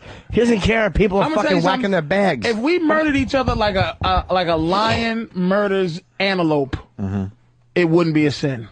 It's a sin because we created the idea that God and evil and good and the devil. If I ate a motherfucker and I hunted him down because I was hungry, that shit is not.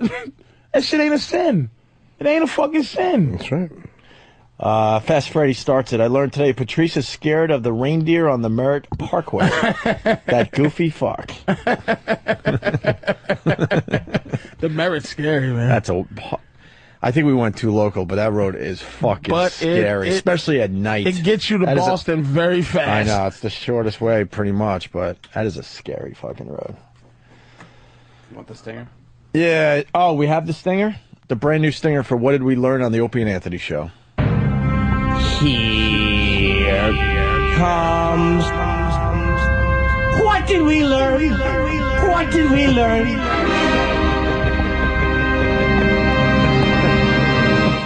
I like it.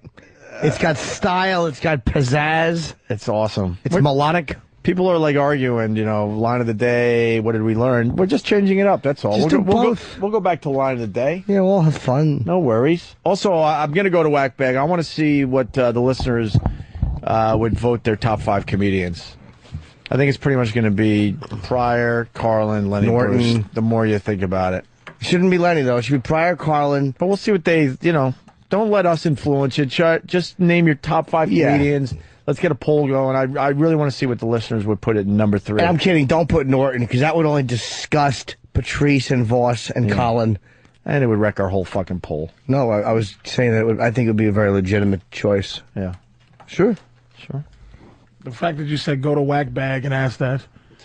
You think they're going to have Pryor and Carlin? They're not going to have Pryor and Carlin. Yes, they will, dude. Sure they will. If they're being honest. You got to They love those guys. Pryor and Carlin they're not that, Carlin more so just because he performed up until like last year, whereas Pryor kind of stopped in '83. And it was harder for Pryor because so many people have stolen his shit since him. People who like Pryor stuff, like when you listen to it, it doesn't hit you the same way because socially the country has changed. And a lot of people who grew up not watching Pryor, who grew up, say, starting with Murphy and guys after him, then see Pryor afterwards. And it's like, oh, the black thing. They're not seeing, they've seen the carbon copies before they've seen the original. Which is it's like people who watch The American Office before they watch The British Office. A lot of them will enjoy The American Office and think, oh, the British one, instead of understanding the British one. British was the way beauty. better, but they're 2 different shows now. Yeah. I like The American Office, but I don't compare the 2 anymore. Adam in Detroit, today I learned that the Indians were XM and the white man was Sirius. That's pretty good, actually. It's a damn good point. You know what? I got to say, I spent most of the weekend just spinning around the old dial. The old satellite radio dial. We got some fine choices through this merger. I fucking did the same thing. Say that. Yep. Some of the DJs got to shut the fuck up and stop acting like regular radio guys, because that's not what this whole thing's about. You have to look down and go, oh, that's right, I'm listening to satellite. Because some of these guys are acting like they did in the regular radio world. You don't have to do that shit. Yeah, another fart going. Patrice. I did the same thing, and I was. Hair Nation is. I love Hair Nation. I like Boneyard better than Hair Nation. I love I'm a Boneyard Hair Nation. person. First Wave is way better than Fred ever was. I never heard Fred. It's just all that new wave stuff. They play a lot more. They play more hits, which I don't mind because regular radio's not really focusing on a new wave for the most part. They'll do an hour here and there. Channel 18. What's 18? Elvis. Oh, the Elvis channel? I don't love the AC/DC channel or the Zeppelin one. I like both of those bands, but I don't think that they have the catalogs that Elvis did as far as the amount of different shit you could play. You have to pay for this? No, because of the merger, they just gave you more choices. I love they it. really did. I mean, just right now, some of my favorite if you got channels. XM radio, these are things you have. You They got to. they got the Jimmy Buffett channel. Not a huge fan, but Margaritaville, yeah, it's good. But I checked it out, and in between doing Buffett songs, they had a cool Allman Brothers channel. Like, right on, man. One thing they got to do, which is dumb that they haven't figured this out, and this might have something to do with free subs in cars. I don't know, but we can't get. If you're an employee, we have a free account because we're employees. Right. We can't get like Howard 100 or any of these other ones that they're promoting, like that are pay channels, like football, and a lot of the serious employees might not be able to get Opie. It's like, that's just we're stupid. the guys, it's just, well, it's an oversight. We're the guys you should be giving it to for free because we can talk about it. And I can't report on Howard 100 or I can't report on fucking the NFL, their coverage on Sirius because I can't hear it. And we try to get it, and they're like, yeah, pay for it. Like, what? It's We're like, the ones that are going to be pushing this out for it's you. like you should be smart They want business-wise. us to read promos about how great it is. How about you give it to us for free? I've never heard them. So we can listen, because here we are doing a little set on the changes, and we can't comment about Martha, Howard, and any of them, because all I have that not stuff. heard their NASCAR. channels. I haven't heard NASCAR radio in, how long now? Couple 2 years. They should figure out a way to do that. We have to just sit here and go, it's great. I don't know if it's great. You know? I can tell you that Hair Nation, I'm loving. First Wave, I'm loving. Margaritaville, when they're not shoving Buffett down your throat. AC/DC, not so much. The Zeppelin thing, great.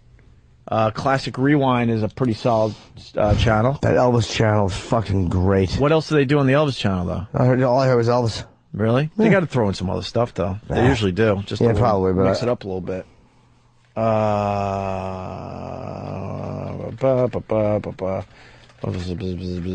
right. Let's say hi to Chris in Connecticut. We're playing What Did We Learn on the Opie and Anthony Show. Sans Anthony today. Ooh. He'll be back tomorrow, and I'm sure he didn't listen today, so he'll have nothing to say about today's show. What do you got, Chris? Yeah, I learned today that slavery is impolite. Yeah, slavery is impolite, Patrice? I would say it's just quite... Yeah. Hannibal Lecter would say it was discourteous. It could have been a little more tickly. Miggs threw cum in her hair, and all he said was, discourtesy is unspeakably ugly to me. He considered that discourteous to throw a crazy man load into the hair of a girl. I would love to talk somebody to death. I would too. Well, I'm sure you have and don't even know it. Look at that. Look at Opie's like, oh, nigga, I'm about to die. No, I got some shit to do. That's all. What do you got to do? I would love to stay. Wedding stuff? Yeah. All right. Opie, the new Liquid Metal sucks. I haven't checked out Liquid Metal. Hey, Opie, they brought in all the serious DJs and they play a lot of shitty radio metal. I want Boneyard and Eddie Trunk. Are you not doing the do so that your honeymoon could be explosive? What? Oh, I think he's saying that you kind of hold off on sex on the honeymoon. Is that what you're asking? Yeah. Oh my god! Oh my god! So the honeymoon is spectacular. It's always explosive. Talk to me, man. It's always explosive. We're living our lives. Really? Yes. You want the honeymoon to be like boom, bow, bam. Well, yeah, it will be. Oh yeah. Really? Oh yeah. Oh yeah. Delicious. What? I should have held out. I mean, y'all been together a while. I know if I'm marrying my girl, I'll have to like not do it for at least 2 weeks before the wedding, just so it can be. What's wrong with you? Fantastic, dude. 4+ years, it's you know when I talk like this, people whatever. It's explosive every time. It's amazing. It's fucking amazing. It's amazing. Every time. I never even thought twice that I'd have to hold 2-3 times a week. 2-3 times a week. It's amazing. Saying 2-3 times a week. It's amazing. 5 days a week. It's very healthy. 5 days a week. It's very healthy. What's healthy? Yeah, that's a fair question. You're being vague. What's 25 times a week? Come on, you're 40. What are you? 48? 48. What's wrong with you? How old are you? I was nice to you today. No, you wasn't. You motherfucker. I fucking was nice to you. You want to go? Bitch, let's go. Let's do it. Not physically, fucking not stupid. No, mentally. What the fuck? Of course, we got to play it in white games. We got to do it in white. It's white rules. I say for the honeymoon, you take the belt. Fuck no. Well, I'm just telling you. That's how you tell a girl, like, I'm yours forever. Fuck. I know what comes out of there. You take the belt. Are you fucking kidding me, man? Yes. He is kidding. I don't think he is kidding. He is. He's never taken the belt. No. Are you talking about a dildo in his butt cheeks, right? Yeah. First of all, I mean a strap-on. Strap-on, right? Not a dildo. What am I, silly? Jimmy thinks the special belt is perfect for us. I think that it says that you are. That's the most fucking. I'm yours, honey. Making me sick thing. It said I'm yours, honey. You said a lot of things that sicken me, but this one is up there. Is that a woman fucking you in your ass, and that's all they really want to do. Dude, have you fuck you in your ass? Have you ever had the special belt? Nope. I told you that the closest Why I aren't came. you looking at me? They want to be the fucker. Oh please. I'm Nurse Pig in Vegas. Same close. I know. Who used to piss in my mouth and spit on me. But we're off the air now. Tell me the truth. She took the strap on, and I had no real desire to ever be fucked with the strap on. Grease it up, and you just made a no. like a grunting noise. She looked. There was something bizarrely sexy about her in that because it was so perverse, and because I thought she was so sexy. So she knelt between my legs, and she was slapping my ass with it. And it was so dirty that she was doing this and so inappropriate. I liked it because she was dirty. But then when she pushed it, she tried to push it in and it hurt, and I stopped her. Because that's not a desire. It's not a physical feeling that I want. But with her, it was such a perverse... Because she was like a golden shower mistress who would also fuck you. Which is rare that you get that combo. And literally, she'd be pissing in my mouth, go, that's it, drink your wife's piss. She weren't... If this is gay, because you know a lot of the mentality behind a lot of feelings... If I watch a thing where a girl straps on, I have never done it, but a girl that straps on fucks another girl, and I go behind the other girl that's fucking that girl and like lick her asshole or lick her pussy. I don't think any of it's gay because it's all... That wouldn't be gay. No. Why would that be gay? Well, because there's the idea that she's that... Like, is that a guy? but I'm just replacing, like, you know? It depends on what your motives are. I mean, it's all. If a girl. Thanks a lot, fellas. All right, good. You can sleep good. I gotta go. All right. I really do. If you want to come going? back tomorrow, or you guys want to continue, that's great. I got shit to do. Oh, you're in love with a W. What's wrong with that? God, just tell me how many times a week. Say it. 45. You're doing it a lot. 40. You're not popping. 40 dust? No. You're not popping pills, nothing. No. Wow. It's not even gay if a girl fucks you with a strap on, I don't think, unless that's what you want it to be. It's gay if a girl puts you know what? half a pinky in your ass. No, that's wrong. You know what? It's incorrect.